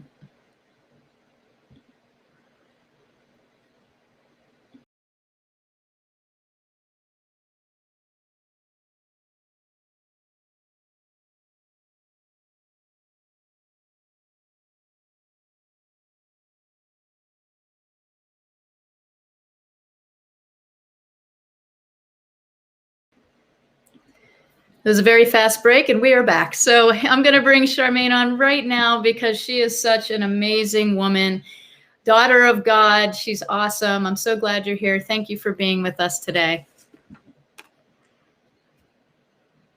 Pleasure. It's really wonderful for the Weiner Wellness Center to give us the opportunity to talk to people about medical freedom and, just get the word out about what people can do, empower them to take action, because it's a front and center issue for anyone who wants to be in control of their own health. And that's the kind of people that the Weiner Wellness Center caters to, people who want to take charge of their own health. So I'm just so grateful that I was invited. Well, we love having you because you do such important work. And I know you don't know the whole history of the Weiner Wellness Center, but Dr. Weiner, when he was alive, was a huge advocate for medical freedom. He had a very large following, and he's what we consider the icon who really started talking about vaccinations, started to talk about medical freedom. And he used to pass out the exemption forms in his office to everybody he saw.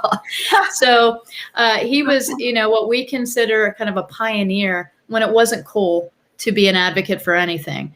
And he kind of started the trend. And so the people that follow the Weiner Wellness Center realize how he has really stood up for medical freedom. And now the legacy continues with what we're doing. And I don't know if you saw the morning commentary this morning, and I shared the story of Judy Mikovits last night. She called me and was removed from a plane in handcuffs, kind of forcefully. And she's, not an older person, but she's not a spring chicken either. So many things are happening. It was a very hostile environment. And I think she handled it with great grace. She said people were spitting on her. And, although she did not back down and give up her choice and give up her freedom, she did experience a very hostile environment. So I'm really excited to talk to you today. And I know with COVID-19 restrictions, things have changed. So first, can you give us a little background on yourself? And then I'd love to hear how you are navigating through the COVID-19 world. Sure. Well, some friends and I started the PCIC, Pennsylvania Coalition for Informed Consent, about 6 years ago now. Actually, I think it's 6 years in February. We just had our anniversary, and there hasn't been a dull moment since. We came together in response to legislation that was sweeping across the country, threatening to take away exemptions and increase mandates at that time because of a Disney measles outbreak. And when you compare the climate we're in now to the climate we were in then, and we thought that was difficult and hostile, well, boy, we are, 10 times what that ever was. So since that time, we've grown, very grassroots style, all volunteer organization. We are, parents, we are employees, we are healthcare providers, and we are just standing together to defend our right to make our own decisions about what goes in our bodies and the bodies of our children. So we are a statewide group. We are a 501c4, meaning we can have political opinions publicly. So that's what we do. We look for ways to navigate in different arenas, political as well as, grassroots on the ground and locally, and just person to person, how to maintain our freedoms. And since COVID-19 hit, things have really changed. The atmosphere has shifted. And for the people who have been with us, like arm in arm through this fight over the last year and some months, well, you know how frustrating it's been, because once we were under this emergency disaster declaration here in Pennsylvania, all of the legislative power was zapped from the people who actually represent us in the General Assembly here in Pennsylvania. And this is not unique to Pennsylvania. This is what happened across the country. It was really amazingly divine how just before the COVID-19 emergency declaration happened, we were actually working against an emergency powers legislation bill that was introduced in the General Assembly, and we were suggesting amendments, and we had been researching emergency powers legislation in other states. So we had the opportunity to educate some legislators a little bit about the dangers of emergency powers legislation. We had the opportunity to educate ourselves about, the dangers of these emergency declarations, so that when this happened, we kind of knew what we were up against. And we had already started some conversations in Harrisburg with some people. So that was helpful for sure. But still, it didn't change the fact that the people completely lost power Basically, the democratic process was halted indefinitely because of the disaster declaration. So we had a lot of activity, a lot of new people coming out and standing up for freedom in general. And we really got behind the resolutions to end the disaster declaration because as long as the disaster declaration is in place, we really don't have a voice, and there's no one, the representatives are not able to do their jobs in representing us properly because the governor basically has carte blanche authority over so many areas without having to get approval from the legislature for things. It's not like the typical process where a bill becomes a law. This is like, he can just override regulations, create new regulations, as we've all seen.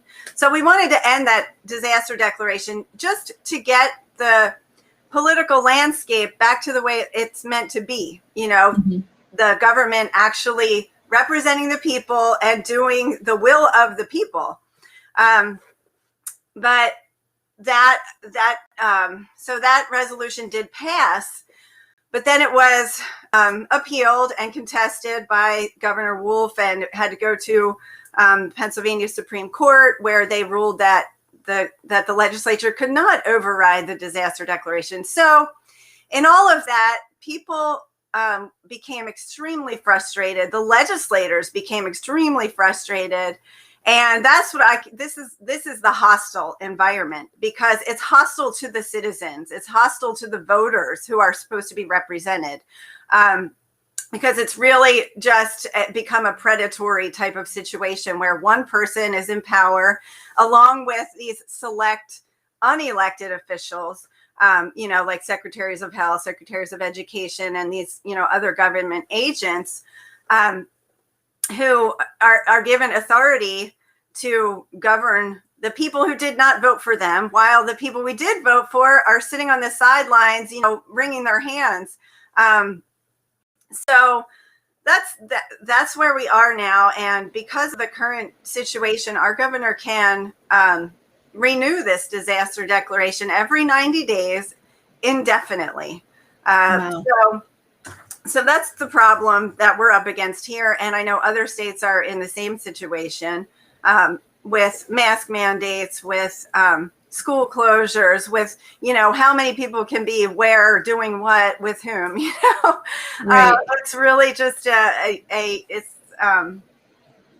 it's a real assault on freedom. And it's been very disenfranchising to citizens, to the public who are supposed to be part of the governing process. So let me ask you a question. What was the general consensus of legislators with this disaster declaration? Did they there was bipartisan support to end the disaster declaration in the summer. I don't remember if it was July, but around that time. So we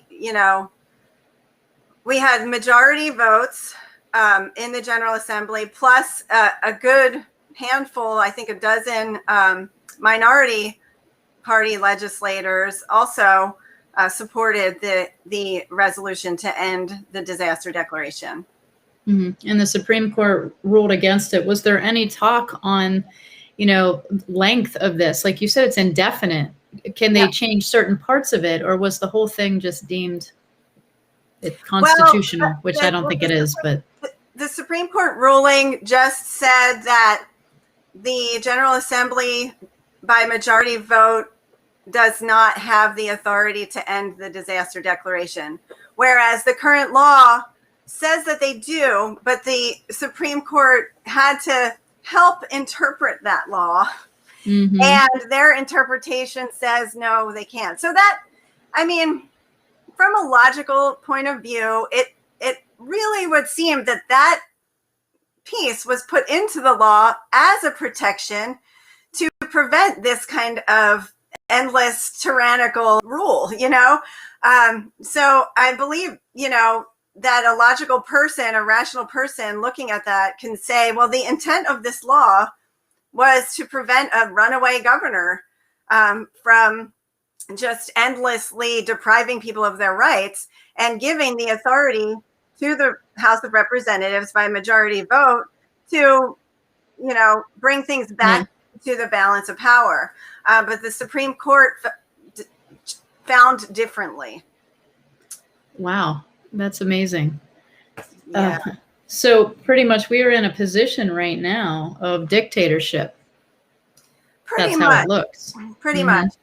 And, it's not a partisan issue. It's really a democracy issue. And there's so much talk about voter suppression and, people on every side of the aisle really having this kind of visceral reaction to the value of their vote. But what people really need, that feeling of my vote needs to count, really needs to be coupled with, well, my representative who I vote for needs to be able to do their job of representing me. I mean, you can vote, your vote can be counted, every time, but if the person you elect has been, taken out of their role temporarily by this disaster declaration or indefinitely, then that vote really didn't count, did it? And that's the thing that I think we really need to get in front of people. And we are going to have an opportunity to take back that power with an upcoming referendum vote in May. Wow, that's great. So I have to be honest with you. I don't think many people know this. And they're watching the news. They have all eyes on the virus. And in the meantime, we've lost our rights. We've lost our freedom, and we've lost our power as we, the people, that was guaranteed to us. Now we have pretty much a dictatorship in place with other officials we didn't elect who have governing power over our state and may not represent what the majority of people who voted want. So this is a really, I would say, dangerous position to be in. So tell me a little bit about May. What's going to happen there? What are you working towards? So in May, we will have 2 ballot measures here in Pennsylvania. Now, I know your audience goes beyond the borders of our state, but I can only speak to what's happening here really, because we are very much a state focused advocacy group. Believe me, just the state advocacy keeps us busy enough. So we have 2 referendums coming up that will deal with this disaster declaration. That's what it's called here. Some places you hear call it a state of emergency, but it's the same thing. The disaster declaration is the rule that the governor can use to temporarily halt people's rights. So there are 3 ballot referendums. The 2 that concern the emergency powers are the ones that we are interested in and we are promoting. And again, this is, it's not a partisan issue. It's a democracy issue. And one of these referendums, it will change the disaster declaration rule to where the governor can only declare a disaster for 21 days. And after 21 days, it must be approved by the General Assembly by majority vote in order to be renewed. So right now, the law is that the governor can declare a disaster for 90 days, and it will automatically renew unless they get a supermajority vote to stop it. So that is a very big change. So it's kind of like opt in, opt out. Right now we have a situation where the governor has free reign unless a supermajority can stop him. In the new scenario, the governor only have that power for 21 days, and then he would need approval from all of the people who represent all of the people. And if those people, in their wisdom and their ability to talk to the constituents and make decisions based on what the people want, if there still is a disaster, an emergency after 21 days that requires more, severe kind of governing authorities, then they can renew it. It's not, we don't want to paint a picture like, oh, if there's really an emergency, they're not going to give us what we actually need to deal with it. Well, that's absurd. The people are just, the legislators will do their job. They will renew it if it's appropriate, and they will not renew it if it's not appropriate. And that's really what we need them to do. We need them to be part of the process. So that would be excellent. If that passes, that would be really a more proper way to lead a democratic republic with those who represent us. The other referenda ballot measure is related to what we talked about with that Supreme Court decision. So it would kind of clarify existing law that I was talking about, how the Supreme Court interpreted it a certain way. Well, it would solidify the meaning of that rule where the elected officials, the legislators, the General Assembly can stop a resolution. Can stop a disaster declaration with just a simple majority vote. So that would be clarifying the law that's already existing, and it would supersede the Supreme Court's decision that decided the other way, kind of against the representation and the General Assembly. And just to make it clear for people that are just jumping on now and tuning in, the majority rule did vote to stop the disaster. They did, and they wanted to stop it. It was a bipartisan support.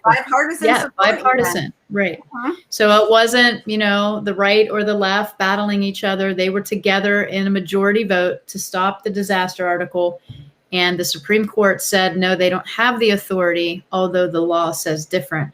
That amazes me how our laws and justice are not being upheld in our own courts of law. So how do people get involved with this movement? Well, how can we help?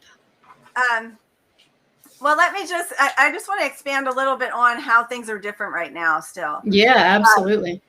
So one of the big changes that we're seeing now that we don't have the power, right, the way we typically did, we're still doing advocacy the way we did. We're still, educating legislators, but now their doors are closed, right? We can't get in. We can't be in the Capitol. Our group used to be in the Capitol once a month during session months, having meetings, giving out literature, building relationships. So we need to keep that going, but it takes extra effort right now. It takes a lot of phone calls. It takes, you kind of need a thicker skin right now because it's hard to meet. People are, legislators not even answering the phone a lot of the time. So it's a very different situation, but we do want people to keep trying to get meetings, even if you get a virtual meeting, because one of the things that has happened is that this medical freedom issue has been quickly pushed right to the front page.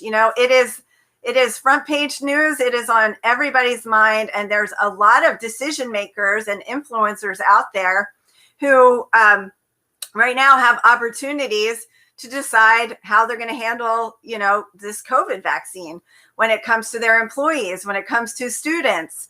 And so while the laws are kind of being hashed out through courts, like laws regarding employee rights and what can happen with businesses, and what about students? Everyone watching here knows that these COVID vaccines are only experimental, and they are not really legally allowed to mandate them. But for some in the private sector, that's still kind of a gray area. So we have to wait, and there are some court cases that are going to set precedent, and we're watching that. But in the meantime, your HR department your CEOs, your school superintendents are deciding whether people need to be mandated, for vaccination. And it's it's kind of preposterous to think that those people can decide what goes into study or not. And sure, you can take your kids out of school. You can find a new job. But this is a new area of advocacy, is in the corporate world.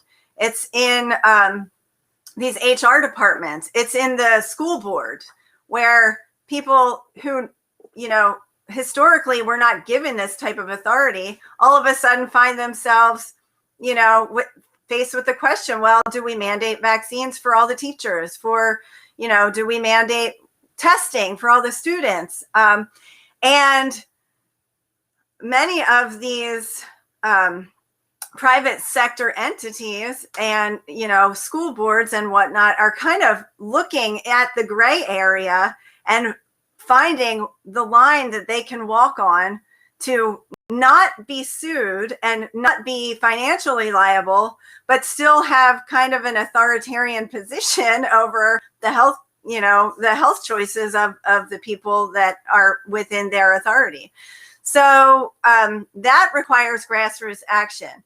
And I see, one of the big issues around that is we're not at the water coolers. The parents aren't standing together outside at the pickup lines for school. They're not on the sidelines of the sports games talking about these things. And so it's become a challenge to find the people that agree, that want to help uphold our rights, that want to keep medical freedom. It's been, you have to be very intentional to seek someone out who might not already agree with you and try to have a conversation. But the way the environment is right now, everything's online.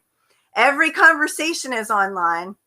And we all know that these online interactions become very toxic, very divisive, and there's not a lot of real meaningful relationship building happening in the parents' Facebook group or, through your work HR portal. And so that's where they've kind of weakened us, is in finding that solidarity within your coworkers and within, just your small community, whatever that is, if that's, within your parent group or your work or your church even. And so people feel really kind of like the only ones, a lot of people feel like I'm the only one, but you don't really know if you're the only one. If you were on the sideline of the soccer game or the baseball game, you might overhear somebody saying, well, geez, did you hear this about this vaccine? Or, I think it's wrong that they need to test our kids every week. I don't want to do that. What's funny is, I think when you are the person that says that or does that, you start to have people shy away from you. Right. So I'm always that mom. I got to tell you, I'm not invited to any mom groups anymore.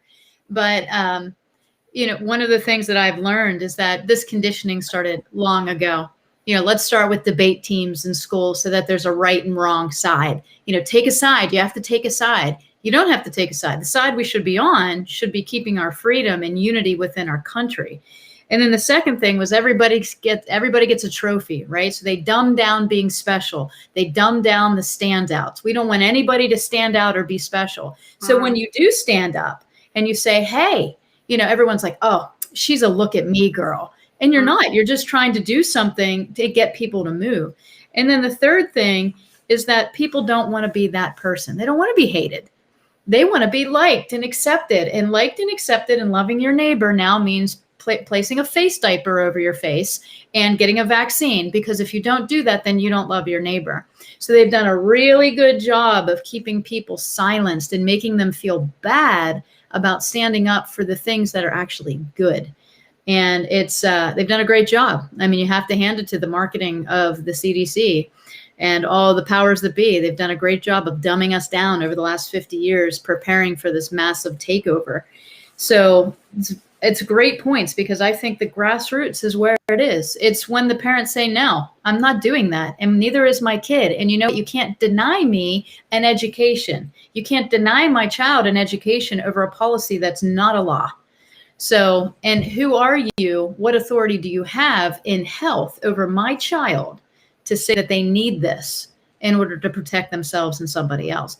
And that's where that grassroots starts. And I love this so much, because we need terminology. We need to know what to say and how to say it, so that there is a level of opening and conversation and respect. Yeah. Well, you're right. So one of the big changes that, has occurred now that this medical freedom is a frontline issue, it's bully culture has become acceptable. Those of us who are on the side of just kind of seeing the big picture, it's amazing how there's so much talk about tolerance and equality, but there's so much propagation and encouragement towards bullying. So we're seeing, the contradictions and the lies, and we do need a cultural shift. A cultural shift is what's needed. And in order for that to happen, we can't just be online. I know there are online influencers, and there can be meaningful,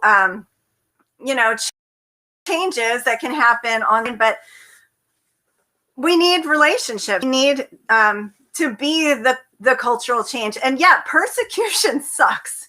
The early church fathers, the early church became a place to be fortified and trained for persecution, because if you were a Christian, you're going to be persecuted. So they had small groups.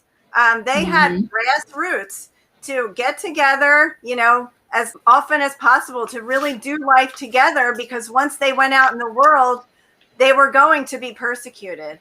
And that's what we need. I mean, that's what the local groups are for. So PCIC, we have, I think, around 25 local chapters now, chapter groups.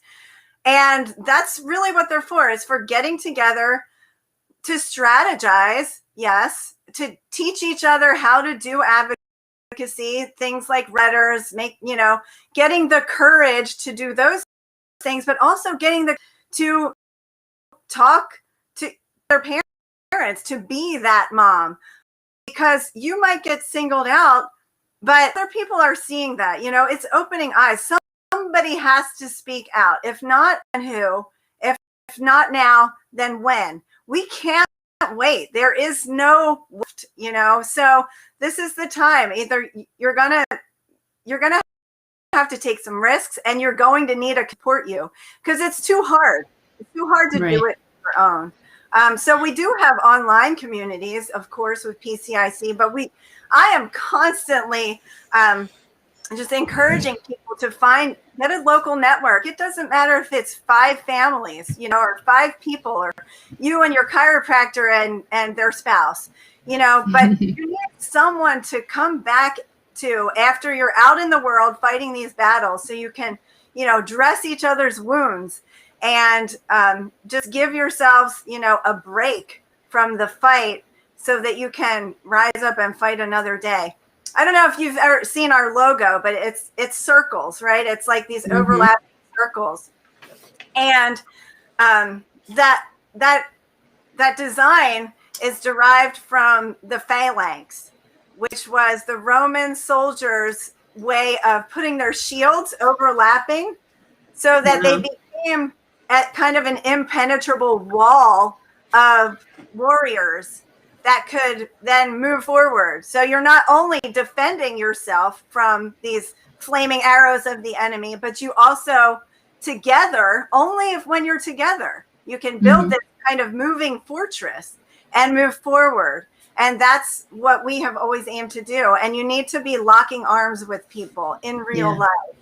So I want to touch on something real quick, because what you said kind of sparked something for me, because me, I'm not afraid to stand up and speak out. I don't really care what people think.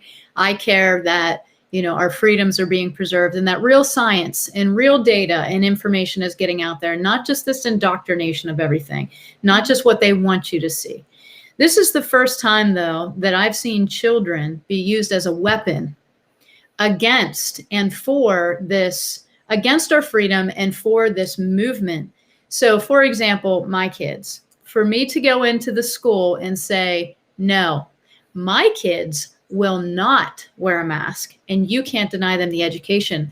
My children are persecuted. My kids are targeted.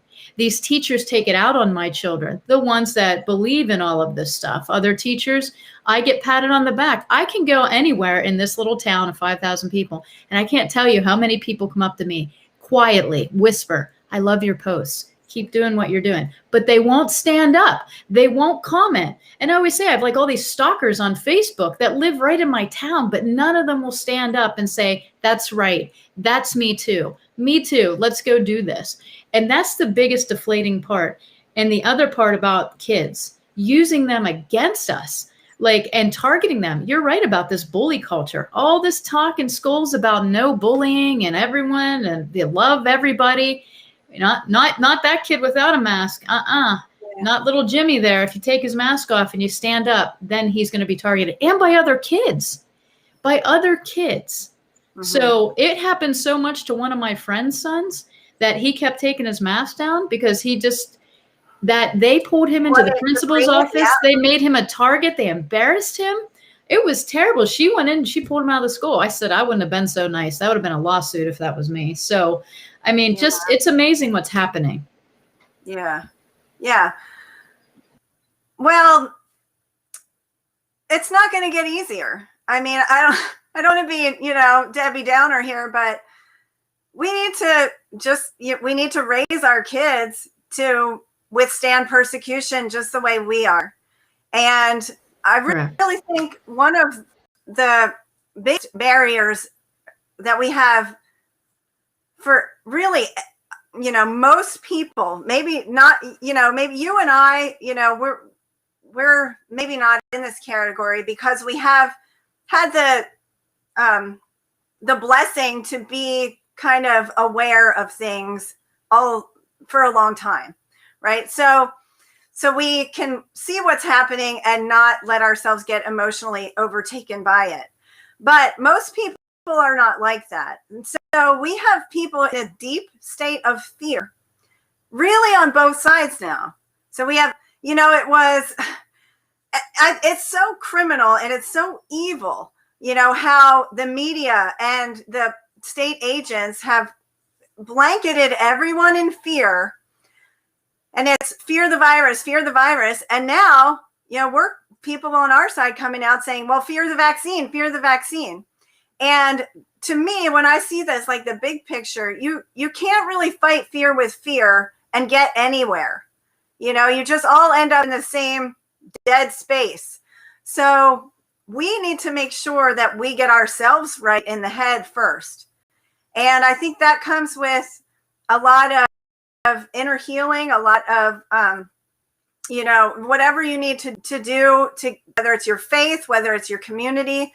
But we need to make sure that our heads are straight because we can't come at this from a place of fear, from fearing for our children or fearing for fearing the microchip or fearing, mandates, whatever it is. We need to not let that become the thought that drives us. We can't lead with fear. We can't lead with anger. So we need to, and that's another reason why I think these communities, these small, close-knit communities are so critical because we need to maintain our own peace of mind. We need to come at this with love, compassion.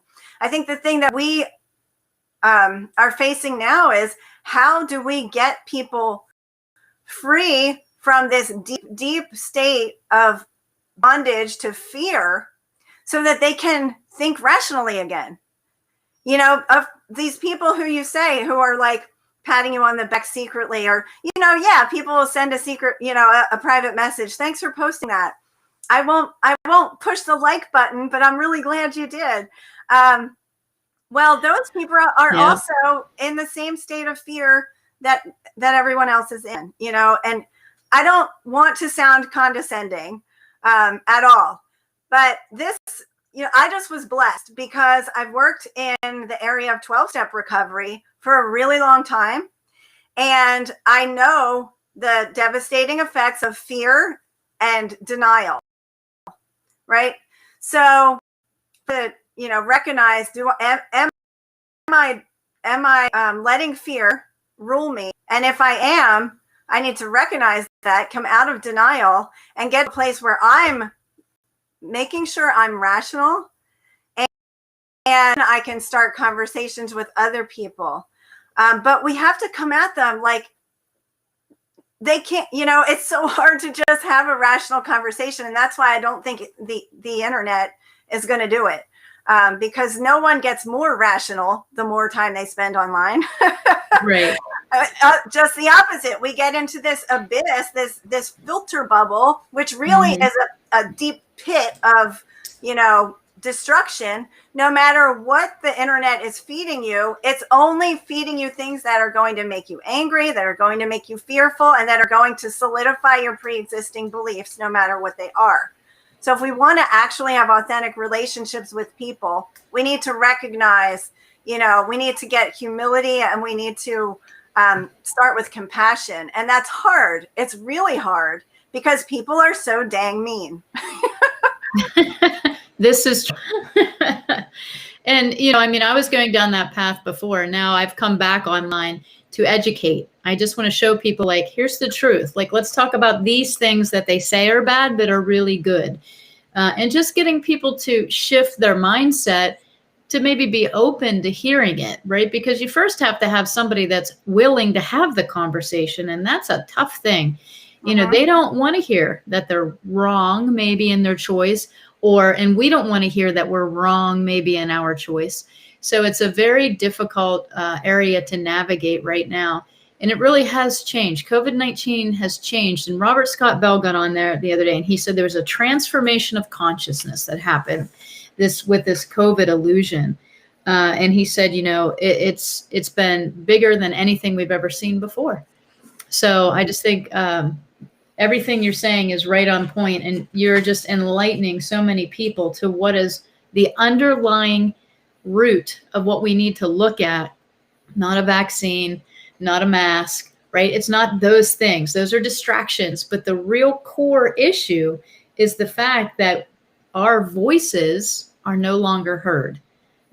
And our choices and our freedoms are diminishing. Not about wearing a mask or not wearing a mask, but in everything. We have somebody that can just do whatever he wants now every 90 days, and we have zero power. And we have officials that aren't government officials governing over our land. So we're in a very interesting place. So I appreciate you being here today. Thank you. Oh yeah, well, you know, we've been shut up. Yeah.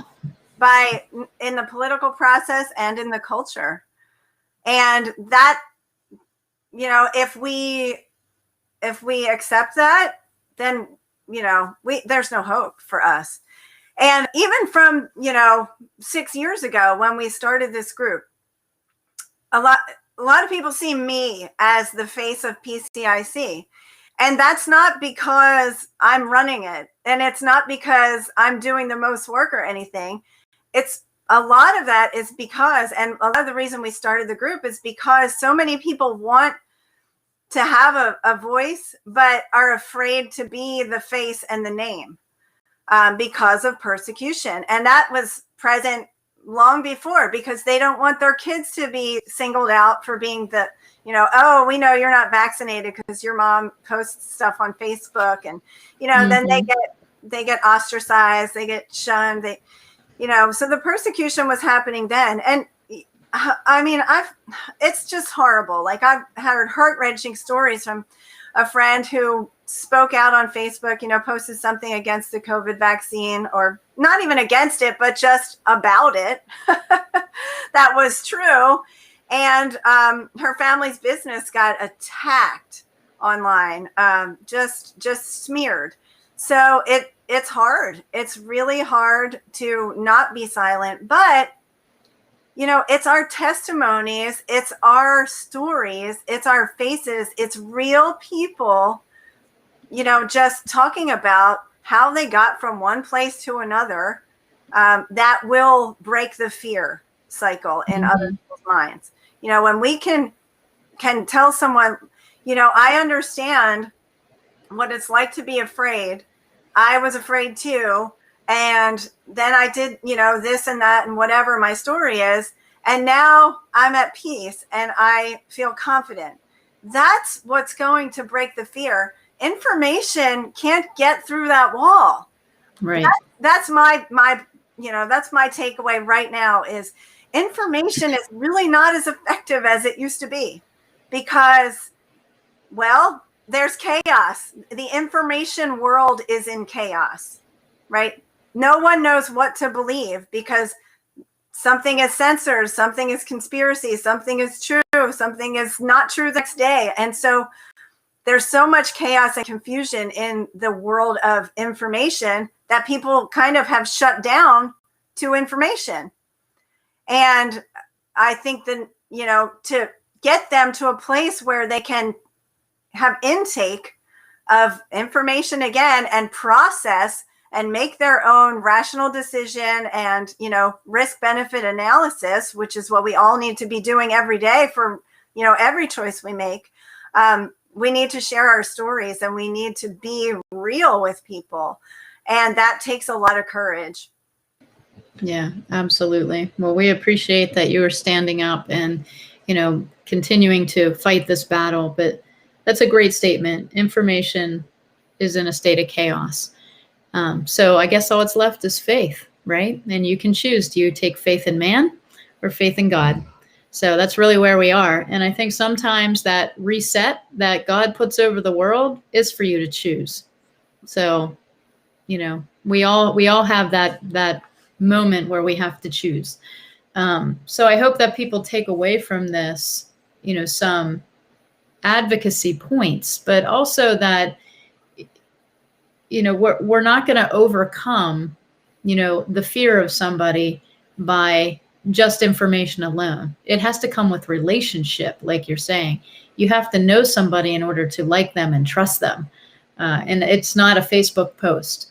So I realized that. That's why I took some time off. I went and did real relationships, like went out, talked to people, and I still continue to do that. So, everybody do their part the way you can. It doesn't have to be a full advocacy group. It might just be, like you said, on the sidelines, talking to parents, speaking out, standing firm.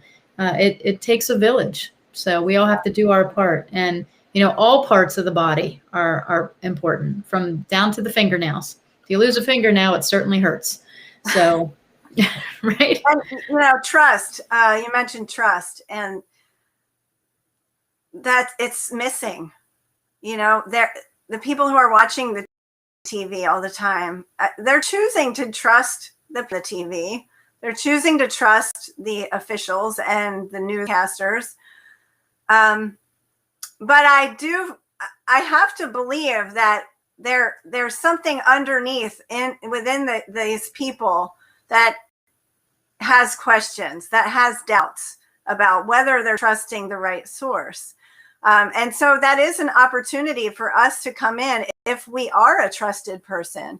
If we've proven ourselves to be not a bully and to be a person of integrity, then we can be a trusted resource.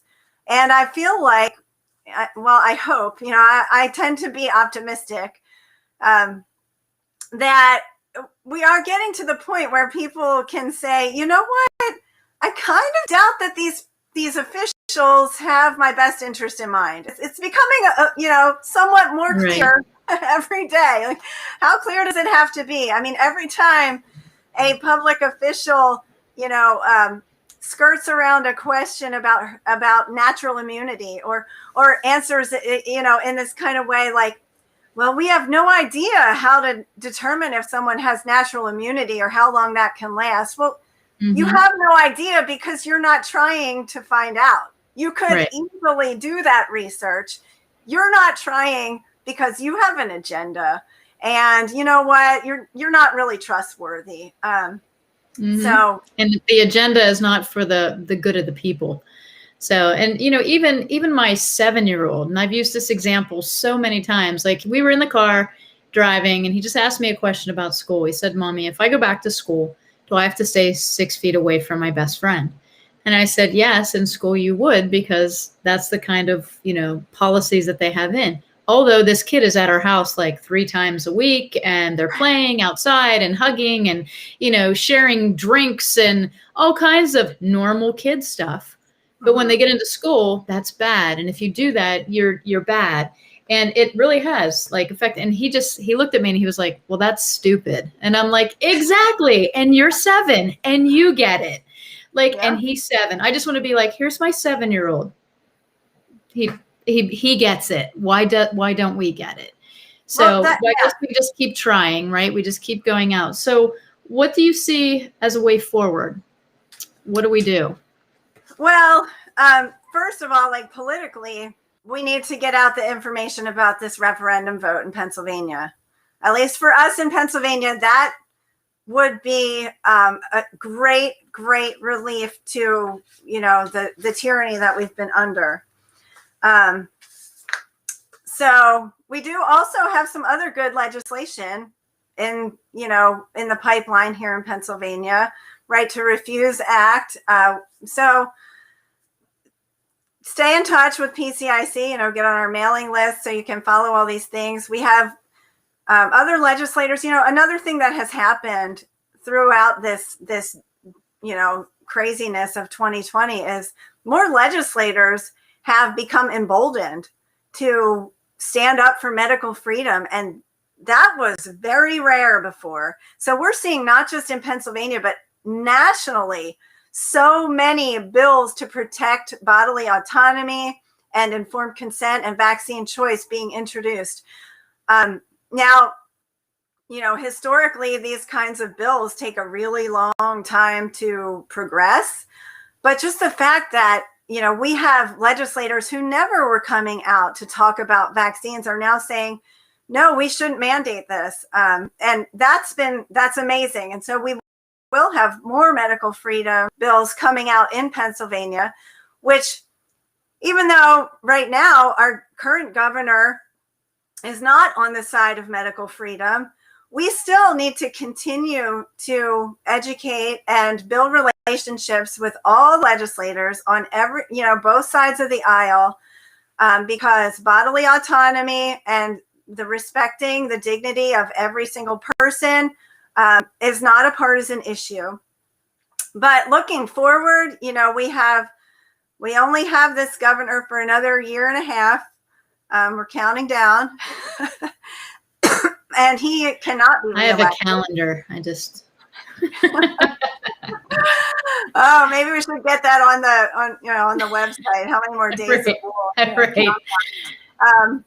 But yeah, looking forward, we need to, not just people in our movement, not the people who are already, kind of aware of vaccine risk and mandates and all of that, but everyone who wants to be able to govern their own body now and in the future. We need to make sure our next governor is in line. And so that's, part of the big picture going forward. We also, the local groups, like we talked, that was really, I think, the focus of this interview became getting connected locally. And that's going to be the heartbeat, because even, this medical freedom fight, even if we pass good bills, that doesn't mean we're secure forever.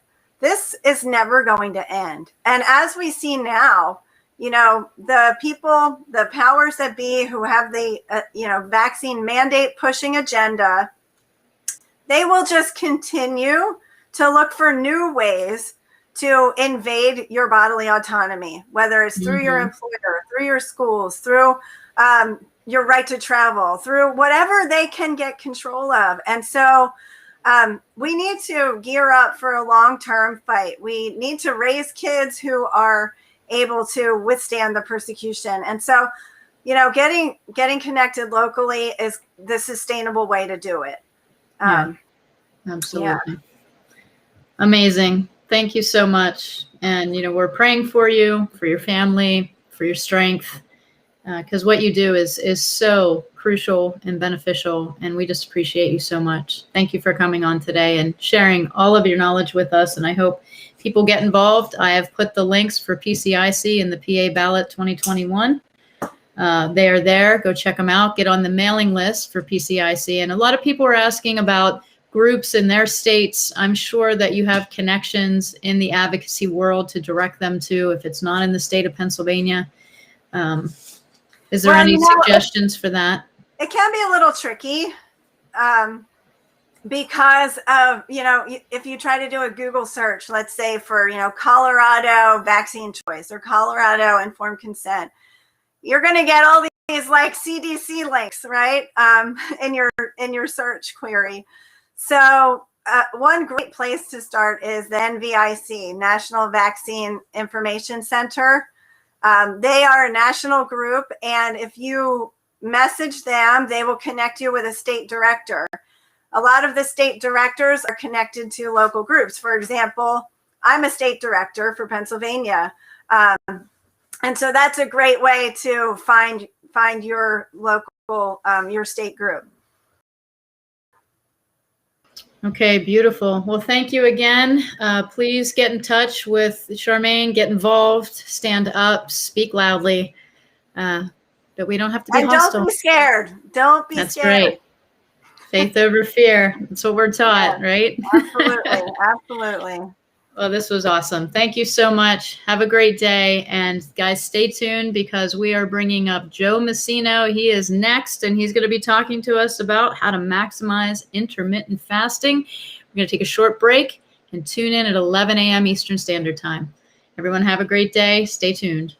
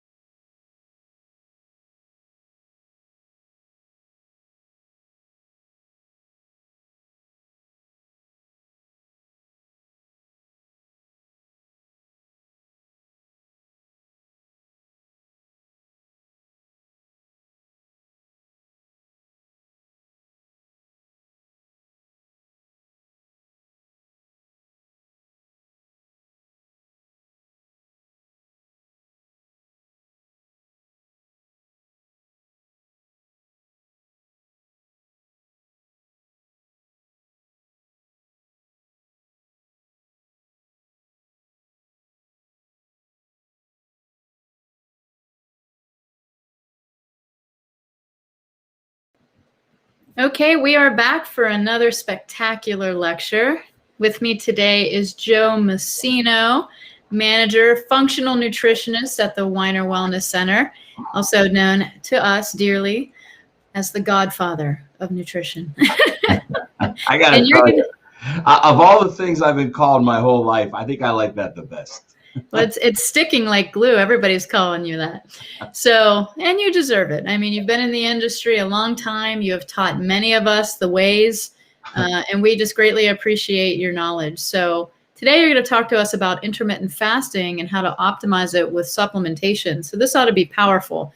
So share this stream, guys. If you know somebody's doing ketogenic, somebody can benefit from intermittent fasting. It's a great thing to do in your life. I do it. So Joe, I'm really excited to hear it. I'm just going to let you take it away. All right, let's roll. Well, intermittent fasting, I think the very first thing that people need to realize is that fasting doesn't mean starving. That term, fasting, has a connotation with it that we've come to know over the years, fasting in the desert, 40 days and 40 nights, water fast, juice fast, grapefruit fasts.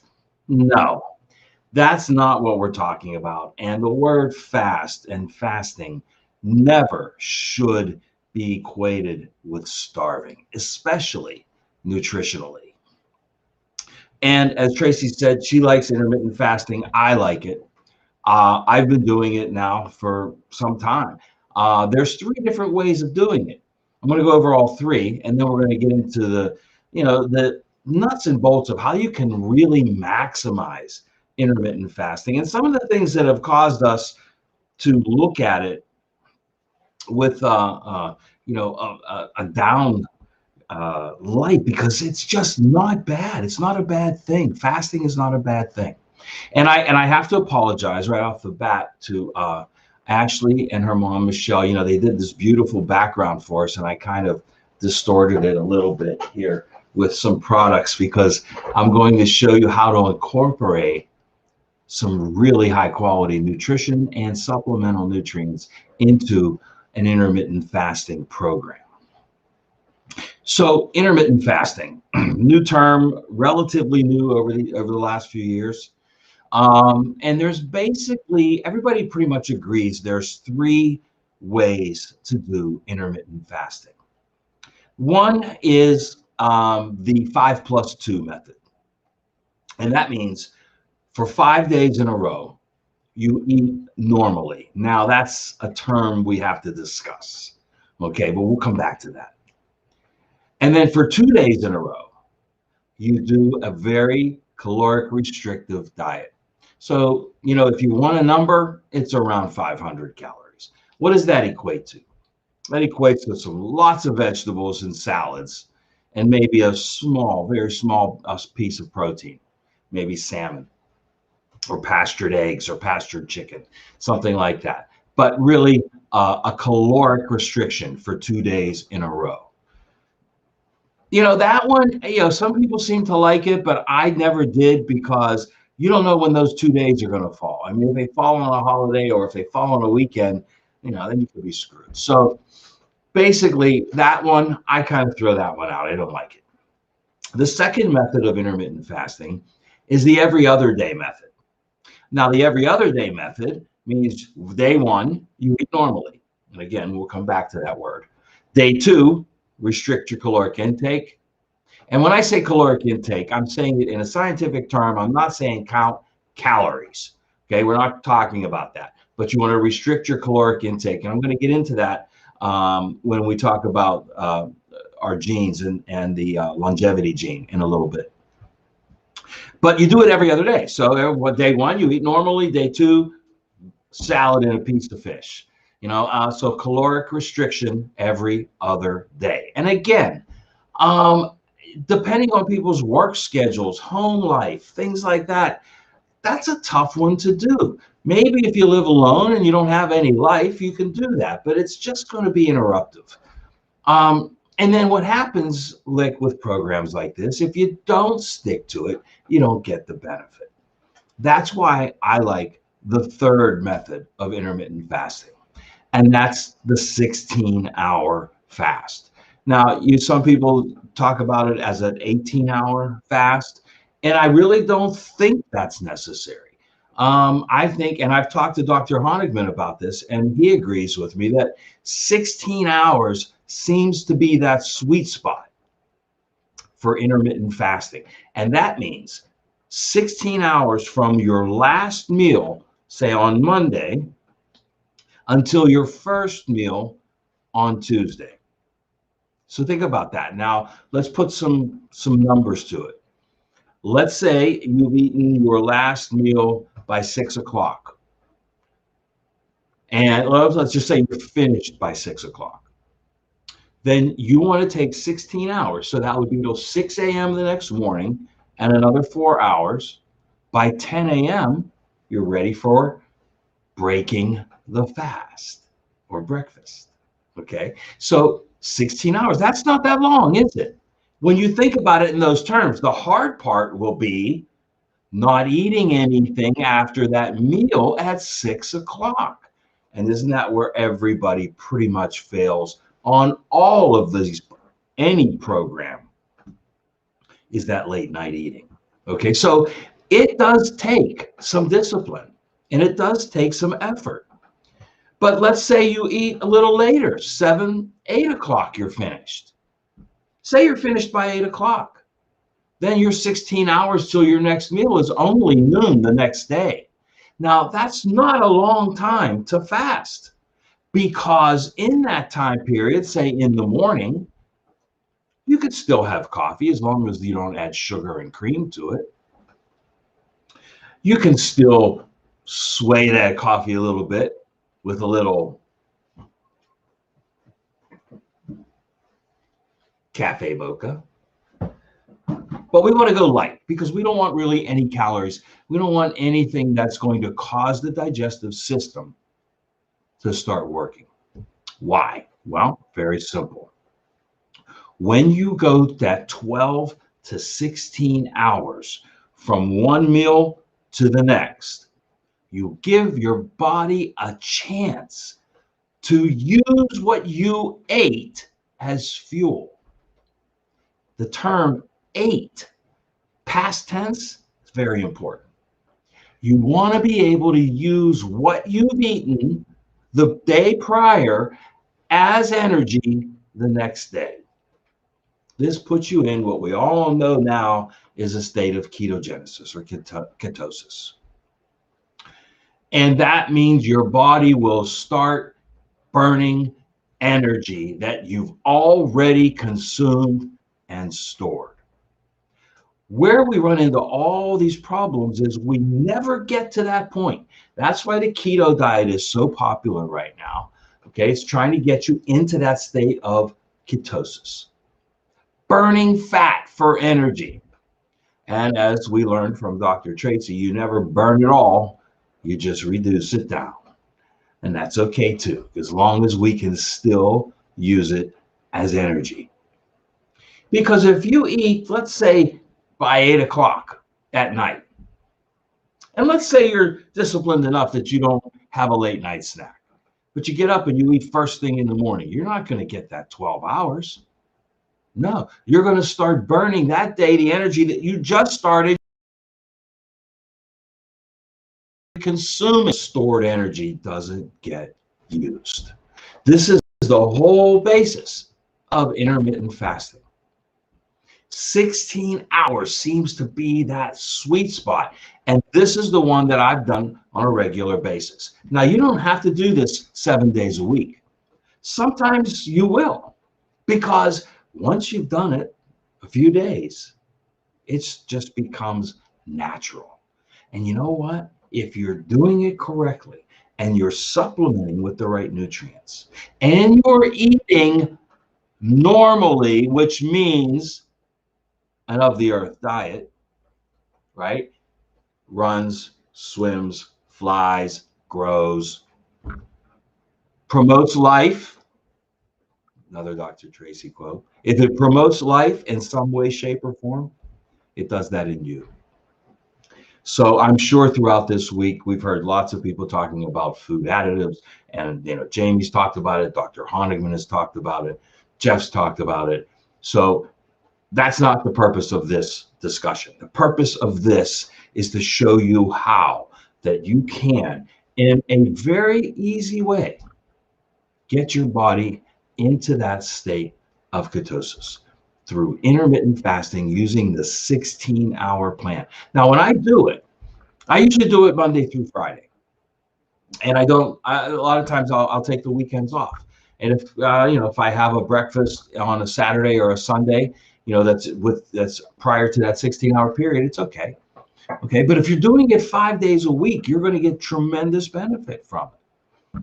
Now, let's go back in time a little bit here and figure out how breakfast got so distorted in this country. And it has gotten distorted, because remember, breakfast, the etymology of the word is break the fast.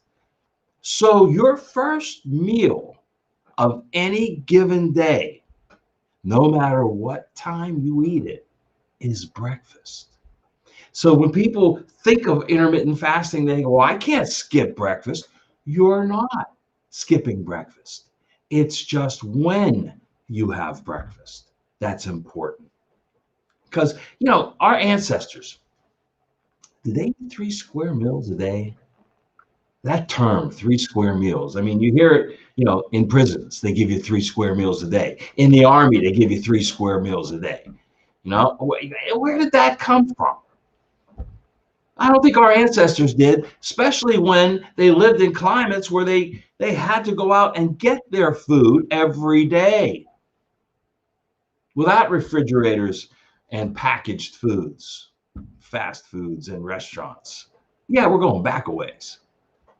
But we have to look at our ancestry to see how it affects us today. Then someone said to me once, well, if you live on a farm, you eat breakfast before you get out into the field and start working. You have to.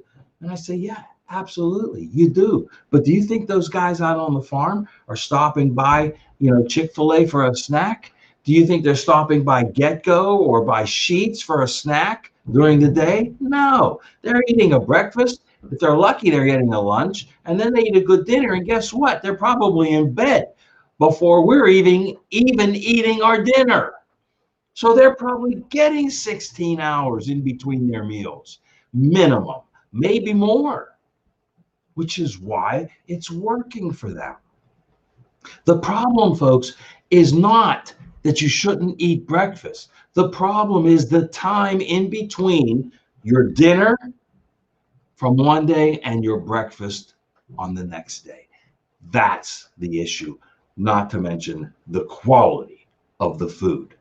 Because no fast should ever include nutrient starving.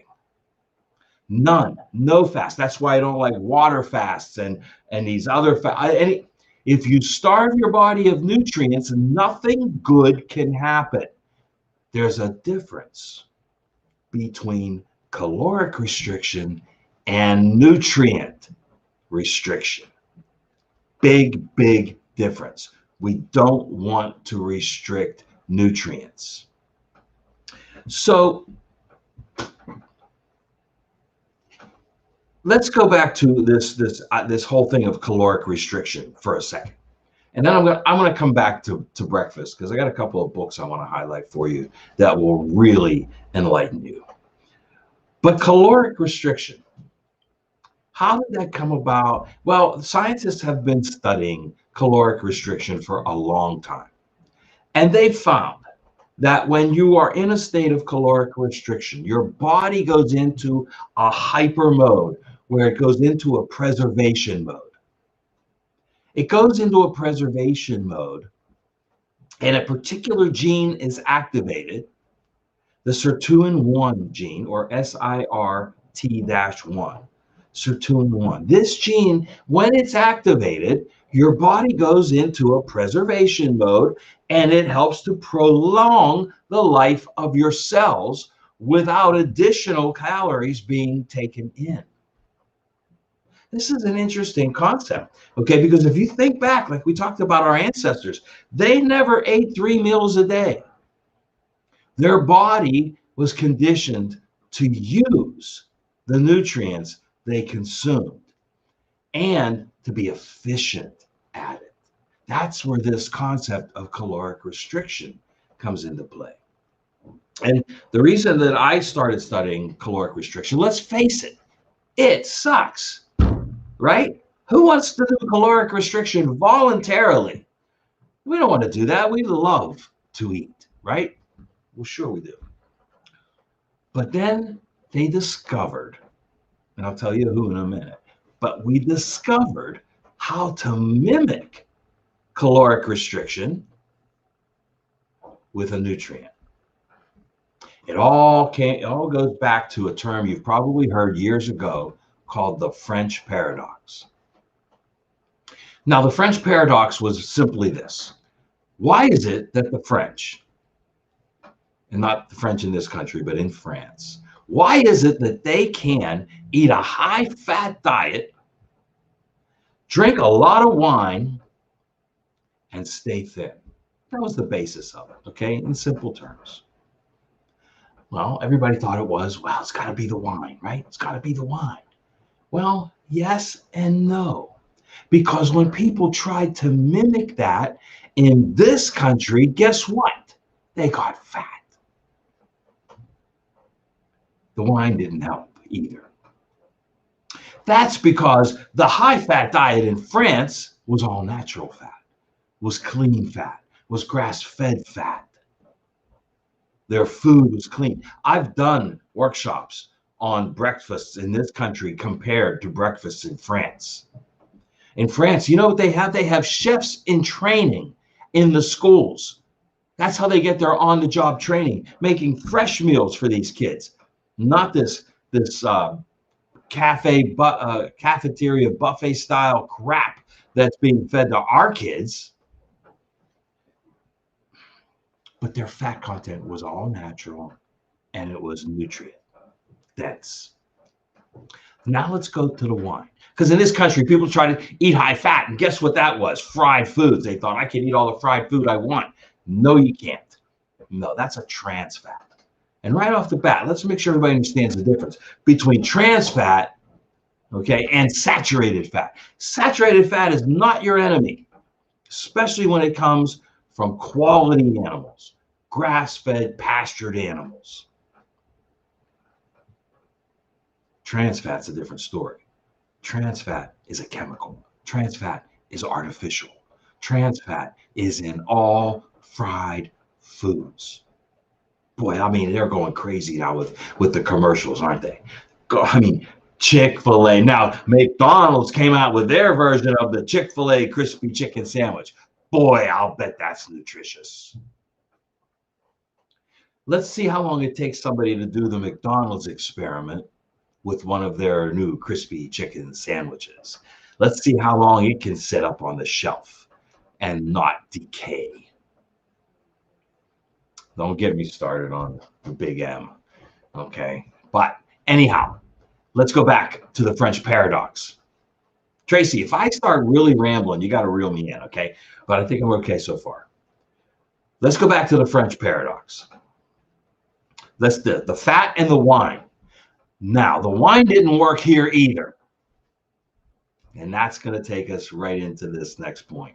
The reason the wine didn't work in this country is because it had 0 resveratrol content and it was loaded with sulfites. The wine in France they were drinking was coming from organic grapes.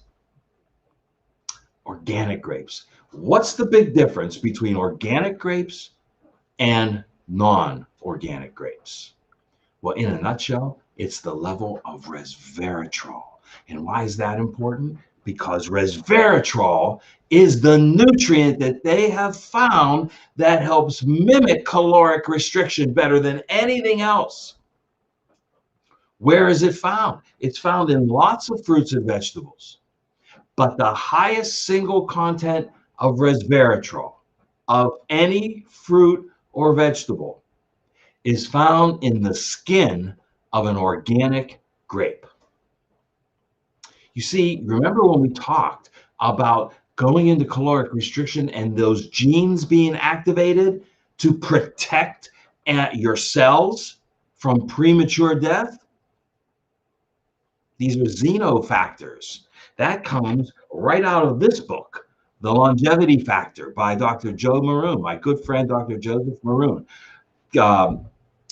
neurologist, neurosurgeon right here in Pittsburgh. This is a great book. Make sure you get a copy of this. But they found that in the skin of the grape, when the grape is allowed to stress, meaning it's organic, not sprayed with chemicals and pesticides that won't allow it to stress naturally. That's why commercial grapes have 0 resveratrol. Organic grapes, well, here's the latest findings. In a liter of commercial wine, it's the best way we can measure this is with red wine. In a liter of commercial wine, you got about 1 milligram of resveratrol. 1 milligram. It's not going to do you any good. 250 to 500 milligrams is a therapeutic dose of resveratrol. In a liter of organic wine, you've got 500 milligrams of resveratrol. 500 times the amount of commercial wine. That's why the French paradox worked in France and not here. But at least we now know why. So if you buy grapes, that's one of those, they're probably on the dirty dozen list to begin with that have to be organic, or they're just loaded. And the skin is thin, but that skin is powerful. It contains resveratrol. But when you buy grapes, especially red ones, make sure, spend the extra $1, get organic grapes. Your red wine, there's a lot of it out there right now. It's readily available that's organic. Several different brands, and from other countries as well. There's readily available. If you're going to drink red wine, why not make it a powerful red wine? Why not make it organic? Get that resveratrol content. Okay, so that's basically the whole basis behind caloric restriction. How do we mimic caloric restriction? Now, when you do intermittent fasting, you are limiting calorie intake, right? So caloric restriction is part of it. So one of the things that you absolutely should be doing, is supplementing with resveratrol if you're doing intermittent fasting. Now let's talk about breakfast for a little bit. Breakfast in this country, my God. There is a book, it's called Cereal Killer, and it's spelled C-E-R-E-A-L, cereal, okay? Yeah, that's cereal. Cereal Killer, another book I highly recommend. I wanted to bring my copy in this morning, and I did forget it. I would have showed you the cover. But you can get it on an iBook or as a hard copy. It's readily available. We had it here at the Weiner Wellness Center, folks, and we have all our books on sale, $5. But we sold out of Cereal Killer. But this really, really outlines what had happened and how the sugar industry, and I mean, it lays it down with facts and names. It names names, folks. This is Alan Watson is the author of Cereal Killer, and he has done extensive research, and he names names, and the Kellogg's and the Post and General Mills, all of them. Do you think they're out for your health? You got another thing coming, folks. You got another thing coming. They're in bed with the sugar industry to destroy the fat industry. Look at the cereal aisle in the supermarket. It's immense. It's an entire aisle, multiple shelves on both sides sometimes, and every one of them is loaded with additional sugar. Every one of them is loaded with glyphosate. And when people ask me about cereal, I say I can sum it up in one phrase. Okay? It's cardboard doused in hormone-laden pus. That's milk. Cardboard and hormones. That's what you're getting if you eat commercial cereal with commercial milk. Cardboard with sugar on top. Yeah, artificial sugar. Don't you love it when they say now with no high fructose corn syrup, right? Just like Coca-Cola came along and said, now made with real sugar. What were you giving us before? They get away with it all the time. And then the cereal, what is it geared towards? Our kids, right? Right. Let's load them up with sugar. Let's load them up with empty calories. Let's make sure we douse it in hormone, saturated milk, and wonder why our kids are sick. That's their first meal of the day. And if they're eating it at school, they have a choice of having some cardboard, hormones, and sugar in the form of hydrogenated, oil-filled donuts.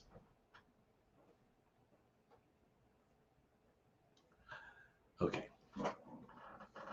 It's also, they're going after the adults now too, right? How about Cheerios? How about Wheaties? How about brand this and brand that?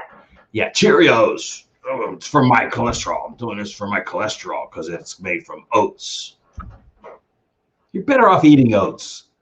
Did you ever see a Cheerio grow on a tree? No, you're not. It's formed in a factory. It's a product. It's not a food. Okay, Tracy, I'll tell you what. Someday I should write. Somebody should jot down how many times I quote you.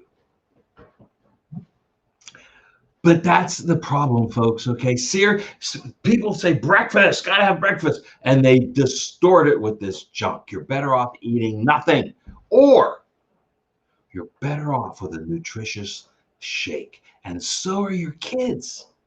So are your kids. It's delicious. You can make them a delicious shake from any of the super shakes that we have here at the Weiner Wellness Center, brought to us by Nutritional Frontiers. The only shake on the market with 8 flavors. The only one.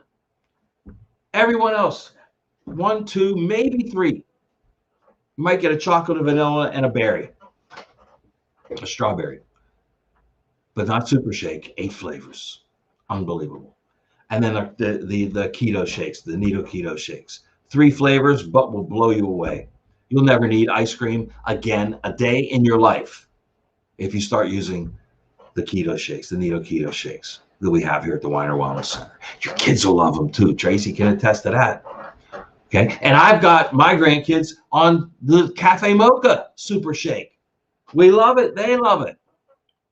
And I know this week we've talked a lot about Power Cleanse. But folks, if you want your first meal of the day to still be that powerful shake, and you want to do a little detoxing and add a little punch to your intermittent fasting, you do it with Power Cleanse. There it is. You do it with Power Cleanse. Make that shake. And if you want a little more oomph in that shake, then put it in a blender, in a Vitamix, add some fruit, some frozen berries, organic. Use that as your ice. Got a nutritious, filling, satisfying meal. And then sometime in that next 8-hour period, you have your lunch or dinner, whatever you want to call it. The names that we've applied to them have caused a lot of the problem too. I can't tell you how many times I've had breakfast for dinner. Pastured eggs. Unbelievably good. I've eaten eggs for dinner many times. Why? Oh, isn't eggs a breakfast food? Why? Because the farmers went out and picked them out of the hens, out of the hen house early in the morning. So they figured they're nice and fresh. Let's have eggs for breakfast. You can have vegetables for breakfast. You can have a piece of salmon for breakfast. You can have a shake for breakfast. Let's talk a minute about this grazing fad too. You know, eat a little bit and eat often. Where did that come from? Where did that come from? You know where I think it came from? The snack industry. Where else? Remember early in our talk today, we said our ancestors didn't have a place to go get a snack. They didn't have a Sheetz or a McDonald's or a Get-Go or any place, a supermarket, to go pick up some snacks, carry them with them in nice little bags, and eat them all day long. They didn't have that. The snack industry is who has propagated and shoved down our throats, pun intended, this eat a little and eat often philosophy. I don't know. There could be some benefit to it for some people, but it's not for your metabolism. It will not make any difference in your metabolism if you eat a little bit all day or if you eat 2 really good meals. That's been proven by science too. There was a study done on diabetics, and it's in this book. And they proved that actually people that ate 2 solid meals and not 6 little meals a day, even a type 2 diabetic, got more benefit, got more weight loss, got more nutrient, got more energy from the 2 meals than the 6 little meals. That was shoved down our throat by the snack industry, just like cereal was shoved down our throat by the sugar industry. None of them are going to do any good. And here's another thing that I learned, and I think I learned this from Tracy too, that many times you're not hungry, you're thirsty. That brings us to the colors, the pro colors, these things. If you're thirsty, why not fortify your water? Why not fortify your water with something that's so nutrient dense you could never buy what's in here and eat it? It would all go bad. You'd go broke trying to do it. I love, my 2 favorites are the greens and the reds. Now, I can tell you that the purples, we actually did a cost comparison on the purples. And if you bought every piece of fruit and vegetable that's in this jar, the cost was $240. $240. And that was using, you know, cheap, like Aldi prices. The problem is, even if you bought it, folks, you wouldn't be able to eat it all before it went bad. The purples is loaded. And when we're talking about caloric restriction, and we're talking about preserving your genes, and we're talking about halting that premature aging process, that's what this one was designed for. The age fighter. Nutrients for the brain. All the exotic, deep colored fruits and vegetables, all the exotic ones, they're all in here. The ones you pay an arm and a leg for at some network marketing company. Breakfast will always be your first meal of the day, no matter when you consume it. I want to make sure I don't miss any of my notes.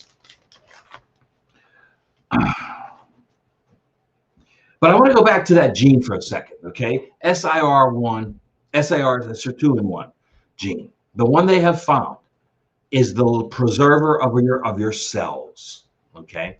Now we're talking about intermittent fasting, right? So I'm talking about doing this 16-hour fast. I'm talking about your first meal of the day being 16 hours after the last meal the day before. But let's fortify this program. And if we're looking at enhancing the effect of caloric restriction and activating the gene that preserves our cells, then there's only one nutrient formulation you need to use. That's EstroCleanse. EstroCleanse. Why? Well, because not only does it have resveratrol, but it has 2 other nutrients proven to activate that same gene, green tea and curcumin. Not only that, let's face it, we're talking about slowing down the aging process through mimicking caloric restriction, through intermittent fasting. Well, hormones are a big part of that aging process. And you have 3 other nutrients in EstroCleanse that help that delicate balancing effect between free testosterone and estrogen. 3, not 1. You have DIM, indole-3-carbinol, and calcium diglucarate all working to the same end. This has 2 trifectas of nutrients, folks. I'll get that right yet. There we go. 2 trifectas that will help you improve the aging process. Now, how else can you maximize your intermittent fasting? Well, remember, we don't want to add calories. So if you don't want to add calories, then 2 nutrients I would bring immediately are D3 liquid and DMG liquid. Neither one have calories. Neither one. D3 we know we need. Come on, we don't even have to talk about it. We need 10,000 a day. 10,000 IUs, which now, folks, is being measured in micrograms. So if you're coming to the store and you see it says micrograms on it, 125 micrograms is 5,000 IUs. 250 micrograms would equate to the 10,000 IUs that we recommend. Get it in a liquid. DMG. Maybe you need a little extra energy push. Maybe you want to help with oxygen utilization. There's no calories. There's only DMG in the liquid. And I know Tracy loves the chewables, you know, and I think I brought that here just for her. She loves the chewables, but there's no calories in here either, folks. Okay. And maybe if you do the chewable, you know, that sensation of chewing, I know she uses them for snacks all day long. That sensation of chewing will relieve what you might be mistaking as hunger. You can fortify the program of intermittent fasting any number of ways, with the Pro Colors, with the shakes, with the liquid nutrients. They will only enhance your program of intermittent fasting, never hinder it.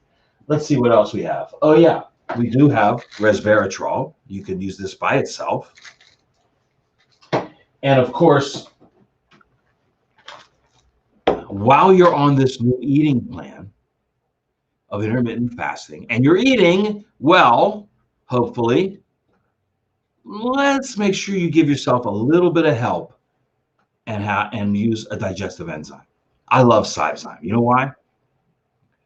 I think there's one ingredient in here that I haven't seen anywhere else. Now, I know we have Betazyme for people that have trouble with fat and hydrochloric acid and gallbladder issues. And we have Probezyme that has probiotics and enzymes, right? Right, we got that. And kids love it, I love it, everybody loves them. This has an ingredient called DPP4. And folks, it's been studied to help with the processing in the body of gluten, helping to process. You know, gluten is a problem because we can't process it. This aids that. Now, I gave this to my daughter who has a gluten sensitivity, and I just gave it to her a few days ago. Maybe it was last week. And she called me and she goes, "Dad, why haven't you given me this before? Why have you been holding out on me on this?" She said in the first day she felt better. Her stomach, everything felt better because she was processing that tiny little bit of wheat that she was still ingesting. Incredible. Cybezyme. And Tracy's protocol is very simple. Cybezyme with your first bite of food. If you need Betazyme because of fat, hydrochloric acid, and gallbladder issues, it goes with the last bite of food. And Probezyme, any day, anytime, all day. Now, to start a new program like this, it might make you a little anxious. That's okay. Add Calm Day to the mix. Add Calm Day to the mix. It can just take off that edge, a little bit of anxiety. You could use CBD. You could use our full suite of CBD products that we have in the store. We have soft gels, we have liquids, we have gummies, we have transdermal creams, and we have now the hemp boost in a capsule form. So we have every delivery method there is. And it's one of the 4 things that it does the best is help with anxiety. When you start a new plan, you might feel a little anxious. You might be missing that early morning, egg McMuffin that's killing you. A little help with anxiety wouldn't hurt. Did I cover everything? Oh, no, I did. What do I have here? Oh, yeah, that's the resveratrol. And I did leave out the oranges, but I love the oranges. I know this is Jamie's favorite out of the colors.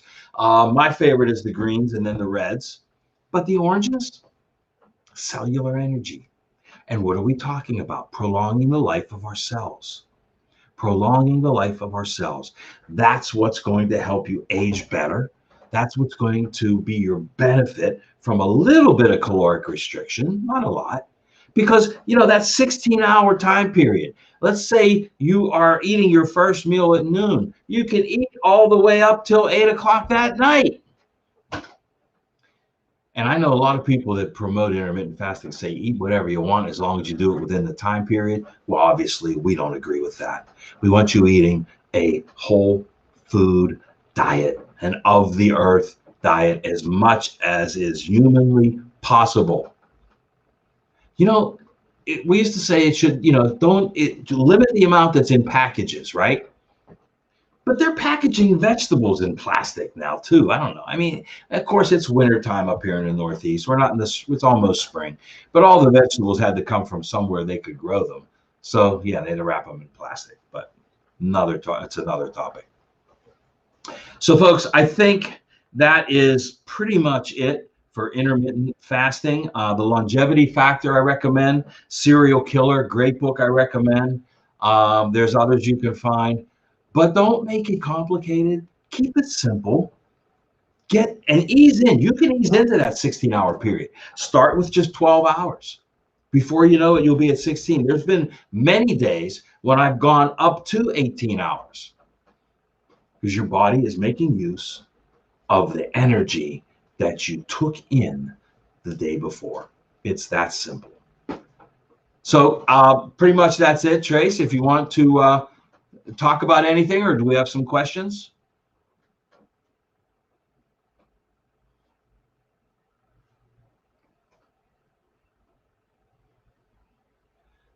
Oh, we see a lot of people love the DMG chewables.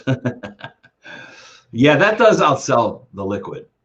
There's no doubt about it. The DMG chewable does outsell the liquid. You know why too? I think it's the convenience factor. Okay, because a liquid in a bottle is not easy to transport around. But these come in blister packs. Take them anywhere, anytime, any place. Just don't take them out of the blister pack because it's very hygroscopic, and the DMG will turn quickly. That's why it's in a blister pack. Now, when it comes to the Power CoQ10, which is, as I told you earlier in the week, my desert island supplement is Power CoQ10. This is the one I would take on the desert island with me for getting the double benefit of 300 milligrams of CoQ10 and 300 milligrams of DMG. But I have noticed that if you take these out of the bottle and leave them out in the air, like you're going to take them throughout the day, then you'll see them start to get soft. That's the DMG. The CoQ10 is still great. They're still good, but the DMG does deteriorate quickly. That's why it's either in a liquid or in a blister pack chewable. Okay? So don't forget that. That's a good point to remember. If you're going to carry it around, you want the chewable in the blister pack. But my go-to, you got to keep this bottle nice and sealed. Doesn't have to be in the refrigerator. Just keep it sealed once it's open. Keep the lid on tight. Any questions? Let's take a look. Let me see if I can navigate through this and pick up any questions. Where's my mouse? There it is.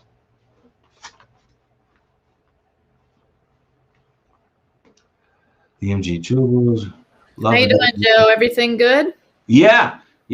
Just finished up. I was trying to navigate through any of the comments and see, but well, let's see. You have your biggest fan here, Lori Johnson. She said, "Did you tell Joe that I want to start a fan club for him?" Good stuff. That would be my first fan club. That's right. That's right. Won't be your last, I Go assure for it, you. Lord. Go for it. Yeah. Yeah. So You she might have also, to fight my granddaughter for it, but I know. I don't know. That's a losing battle. She better not get involved. So one of the questions was about CBD gummies being a snack. And yes, you may use them as a snack. No, I'm just kidding. I Again, take I can take up to 2 or 3 a day, and I'm fine. The DMG, I really don't know how much I eat, but I I love it. already told everybody that. Yeah. All right, guys. Well, Joe, that was great. Thank you so much. And who do we have? There was no PowerPoint this time. I just thought we'd just talk, and I It was- used my visuals. Yeah, I loved it. The power cleanse was my favorite. You're trying to turn it around. I know. I'm just teasing you. All right. Well, next we have debunking the top 10 essential oil myths with Anne-Marie Battis. She will be on shortly. So, guys, take a break, get some water, grab some food, and come right back at 12 p.m. Eastern Standard. We have Anne-Marie. Thanks, Joe. Live long and prosper, everybody. Stay tuned, everybody.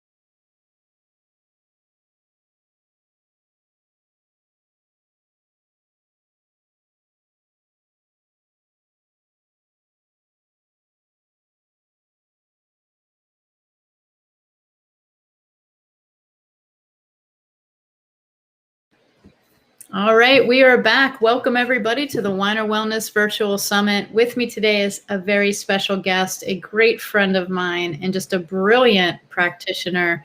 We have with us Anne-Marie Battis. She is an essential oil guru, as I would consider you, but also an incredible healthcare professional in the healthcare world of natural health. So Anne-Marie, welcome. I'm so glad you're here.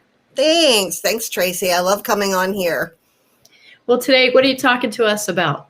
I am talking to you about essential oil myths. So not the whole, but a big focus on this week's Weiner Wellness Week is about dispelling myths and kind of breaking down some of those walls that a lot of people, unless you've really investigated, unless you've really kind of spent some time doing your own research about things, it can be very misleading when media puts on these headlines, these very sensationalized headlines. And if you don't know any better, or if you don't know a really good practitioner like you or me, that's able to kind of dispel some of those myths for you, a lot of people are left really disillusioned by natural health, or, really anything for that matter, but more specifically to our topic, natural health. They get very worked up about things and, oh my goodness, I can't do this because of blah, blah, blah.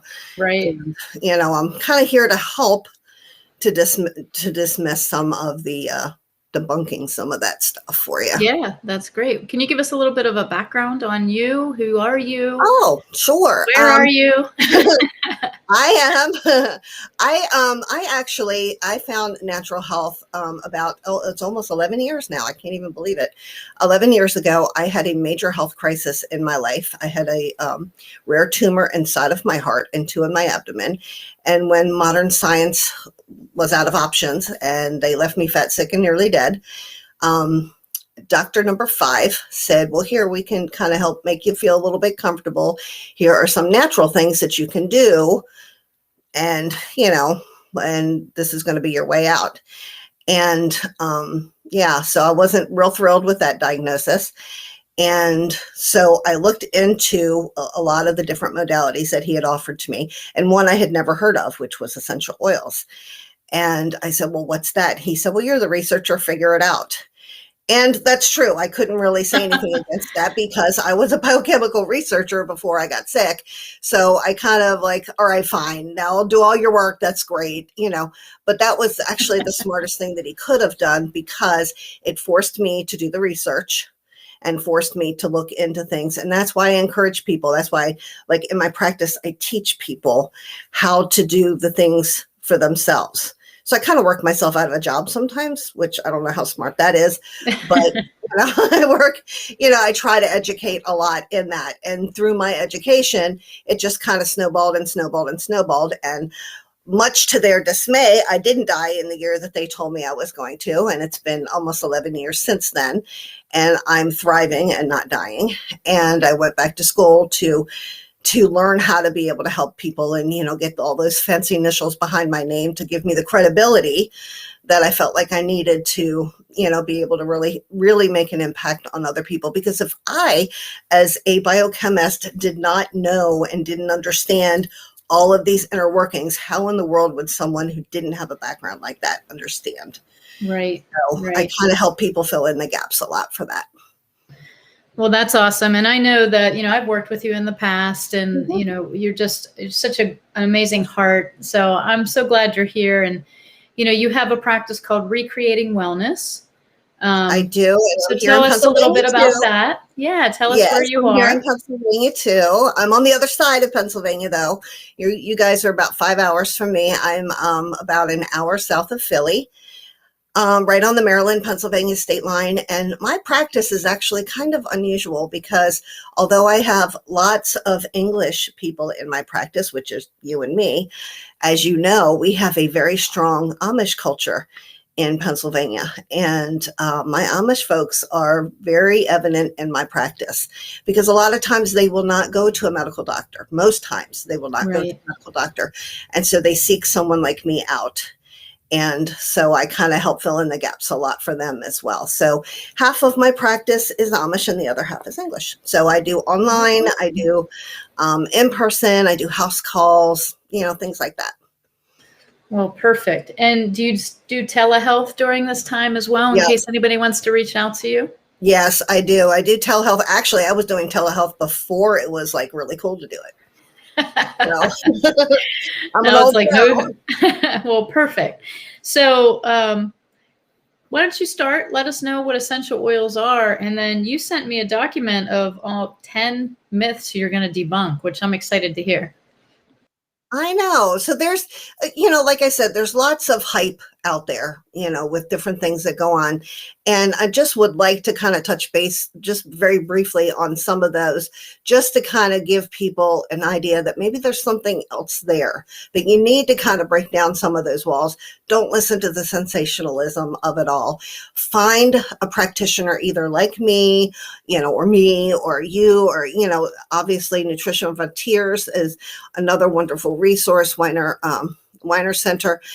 Find reputable people to get your information. That's like the number one thing, because when you're getting it from someone who has something to lose by you reading it, a lot of times the information is skewed.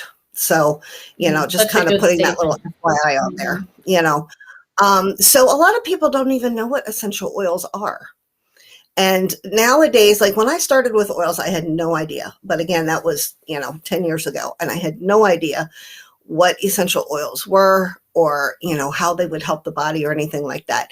But once I found them, I was quickly, when you're that desperate to live, you're willing to try anything. So luckily for me, I was able to find the purest brand that I could find on the planet, because I had already felt like I was glowing in the dark by all the things, that modern science had done to me. And so the purity was huge. So you're going to hear a lot about purity. So what are essential oils? Because again, we hear a lot of them nowadays. They're all over. They're all over the internet and stuff like that. And so you can find the information just about anywhere. But aromatherapy has been around since ancient civilizations. Okay, we use them in personal care, healthcare practices, religious ceremonies, beauty treatments, food preparations, things like that. Essential oils can really make an impact in our health, more so than anything else, and then also devoid of the health. So when we use essential oils to help clean, that's removing the potential of having toxins in our house.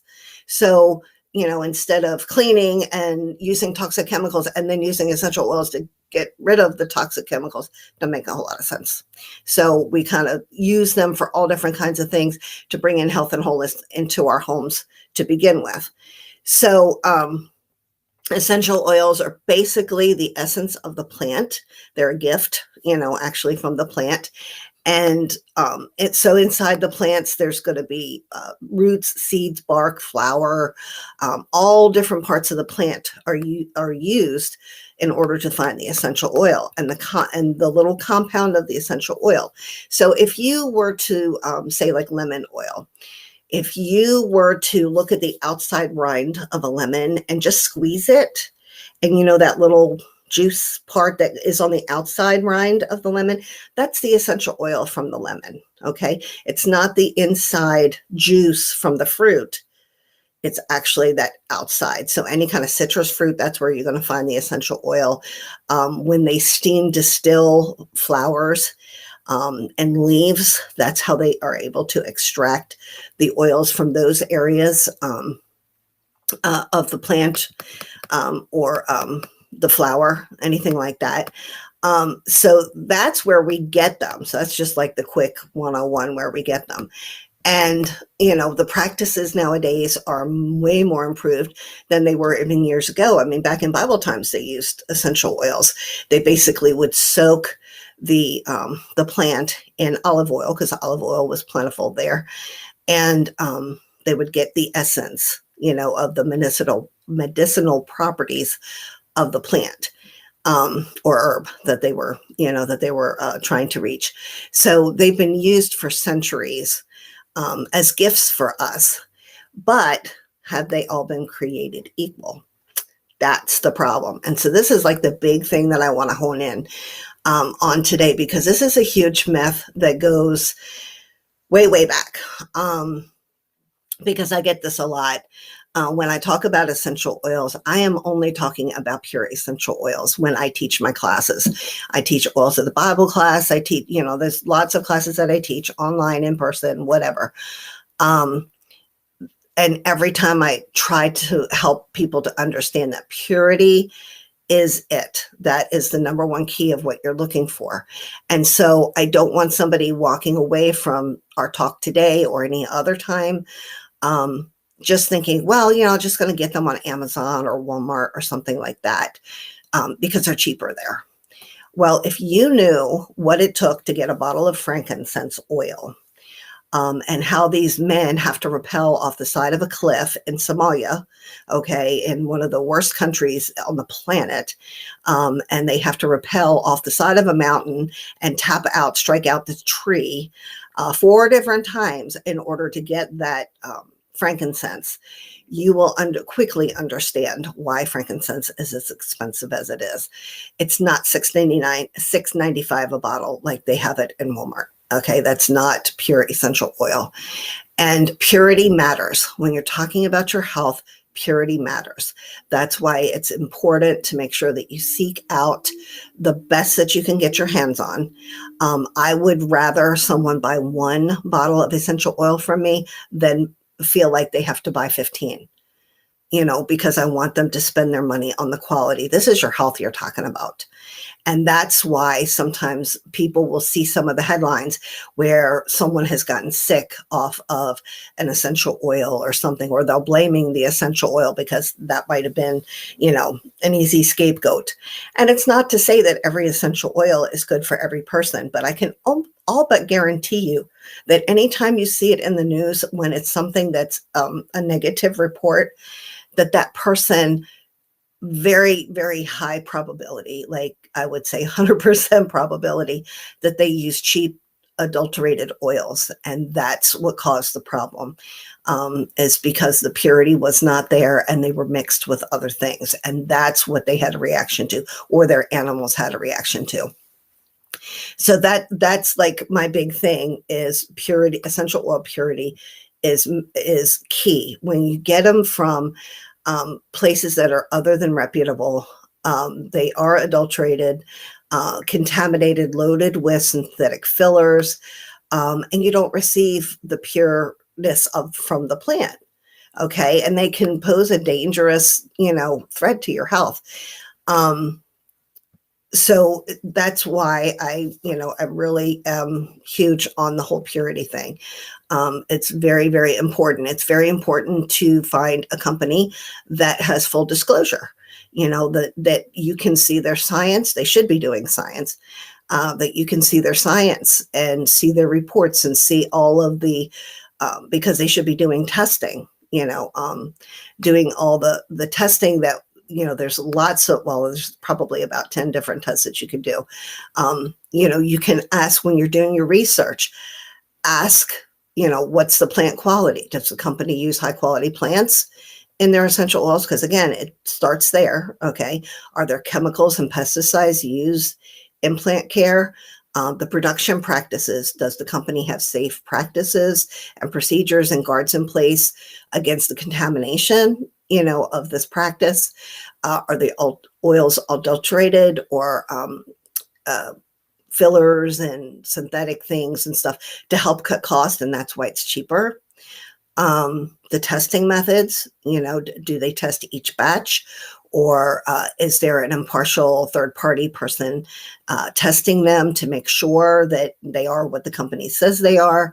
Are the test results available to the public? Okay, full disclosure. That's how people do research. You need full disclosure. Storage and handling. Are the oils carefully processed and packaged and, stored and, those kinds of things. Amber bottles, the brown amber bottles are typical best option for essential oil storage. So, how are they coming? How are they being transported to you? Those kinds of things. And there's like 1, 2, 3, 4, 5, 6, 7, 8, 9, 10 different testings that you can do that the company should be doing. Microbial testing, gas chromatography, mass spectrometry, isotopic analysis. There's all different kinds of testing that the companies should be doing in order to make sure that it gets the absolute purest that is possible. Again, we're talking about plants, so Right. there's a variability in there, but the big thing I have is to ask you a question. Uh-huh. So it's really interesting because, I'm an aromatherapist too, and, I was certified back in the day. It's really the selling point for the best oils is to understand all of this, that the purity and potency is the two greatest things that you look for in essential oils, hands down, right? In the supplement world, there's a price war. It's like the cheapest supplements you can get. And I think that the crossing of that is where people are getting confused. That I love your quote, right? When it comes to your health, when it comes to building your health, purity matters. That should just be a statement across the universe, right? When it comes to food, when it comes to supplements, when it comes to oils, great quote. So I hope everyone takes that little note and applies it across the board to their life. You're selecting something to put in or on your body, purity matters. So great quote. Okay, thank you. Exactly. Because let's face it, like I said before, if you don't put it in or on your body, then your body doesn't have to process and get it all out either, get all the garbage out, and your body could actually utilize everything that's coming in. So it stands to reason you keep the ugly out and you put the good in. I don't know. It's kind of common sense for me anyway. So again, the purity, those are the things, there's different testings, and, if you guys want to, reach out to me, I can give you, the actual names of the testings and stuff that should be done. But, like I said, to help you to do your research, you need to look for companies that are doing this kind of thing. And the price war is awful because everybody wants to save a buck. Everybody has, everybody has a budget. I get that. Okay. We all do. All of us have a budget. All of us have, things that we have to do. But I can honestly sit here and tell you, when you go through a life-changing event like I did, my husband and I used to be very thrifty, and, and we still are, but used to be very thrifty. And I wouldn't have thought twice of buying the cheaper brand of this or the cheaper brand of that. And I still do. I don't buy the premium paper towels or toilet paper or, things like that. But let me tell you what, I pay an awful lot of money for the things that go in and on this body because I don't want to end up where I was before. And so I learned that lesson. And so I try to help people to understand that, to make sure that they budget for their health and not make it an afterthought.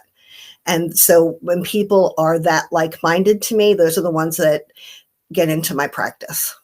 I know it sounds awful, but, I have to, there's one of me and plenty of people to help. And if they don't have the mindset of investing in their bodies and investing their time and energy, then I can't help them. People, they can't be helped. So until they get to that point, it's kind of hard. So the purity, I was going off on a tangent there. The purity is the basis for all of it. Yeah, the basis for all of it. So another myth is you can't use if you have sensitive skin. Well, yes, you can. Okay. And then that again comes back to purity. If you're using a pure essential oil, they are highly concentrated. Okay, guys, like one, here it goes. This one bottle. Okay. One bottle. When I talk about using essential, I will say a drop or so, because sometimes it's hard to get just like one drop out, is all you need of a highly concentrated, pure essential oil, because it will go a long way. So you always use a carrier oil. So that carrier oil could be, my favorite is coconut oil because it's a thin oil. So it gets through the skin a lot easier and better. And the molecules from the essential oil attach to the carrier oil, and it helps to carry it in because these are very volatile. So they flash off. The minute you open up the bottle, like you could smell the oil. And that's why, because it's very volatile and they go flashing off. And so you don't want to lose that either. So when you put it with a carrier oil, it helps to get into the skin deeper and faster.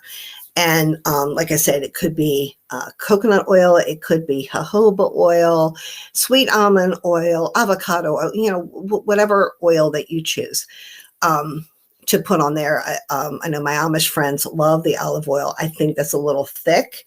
But that's their oil of choice. But the key thing to remember from the sensitivity is you want to make sure that it is highly diluted. So if you know that you have sensitive skin with other things, sometimes that skin sensitivity is a sensitivity to toxins and things like that that are in the other products that you've used, first of all. Second of all, if you still find that you're still kind of sensitive with an essential oil because they are so concentrated, then you just increase your dilution rate to it. Because we do that around babies too, because another one of the myths is you can't use it around babies. Well, again, purity matters. And so does, you know, making sure that you have a high dilution rate. So for, you know, babies and sensitive skin folks and things like that, dilution is the key. So you want high dilution for those. And there's dilution charts all over the internet that can help you, you know, with the ratio with those. And then for everybody else, a mild dilution is fine for them. But I always err on the caution of less is more approach. So if you happen to add too much essential oil and not enough carrier oil, like let's say you put it in a roller ball or something like that, you can always just put some carrier oil on your skin after you've used the roller ball to kind of help dilute it and spread it out just a little bit more, because it goes into your bloodstream pretty quickly. I mean, within like 20 seconds or so, it's in there. And so if you're going to get any kind of reaction, you're usually going to see it pretty quickly. So just put some more carrier oil on there and help to spread it out a little bit. So you can use it around babies. You can use it around people who are very sensitive. Just remember, you know, the dilution and the purity matters. Now, one of the things that I did want to at least touch base on, and not too long, because it's a very controversial subject, and a lot of people say you cannot ingest any essential oil. Now, I would sit here and tell you there is one brand that you can, but that's my personal point of view. That's not what I learned in school. It's what my experience has been. And there's lots of science coming out with that. Now, do I ingest every single oil? No, I ingest oils when it is the best mode of transportation, I guess is probably the best way to say it. Because you can use essential oils 3 different ways. You can use them aromatically. Okay, so you're smelling them. You can use them topically by rubbing them in, or even something like this. I don't know if y'all can see this. This is a aromatherapy bracelet, and you can put the oils here on the beads. And there's lots of aromatherapy jewelry out there. Or you can ingest it, but again, one brand only. And you can, like, if it's something that I just need, like stress relief, I'm going to use that topically or aromatically, because I need to be able to breathe that in. You can put it in a diffuser. That's also one of my favorites. I don't know if y'all can see my diffuser going in here. Excuse me. And then everybody in the room benefits as well, and as well as your pets, which we're going to talk about them in a minute. But, you know, you can get it in that way. That's the best for something that is you're trying to help your emotions, help brain function, things like that. That's the best way to get that in. If it is something like yesterday, this is a good example. I don't know how good. Yesterday, I had food poisoning, and boy, was that fun. I had leftover cauliflower pizza from the night before. Yes, no, that was not fun.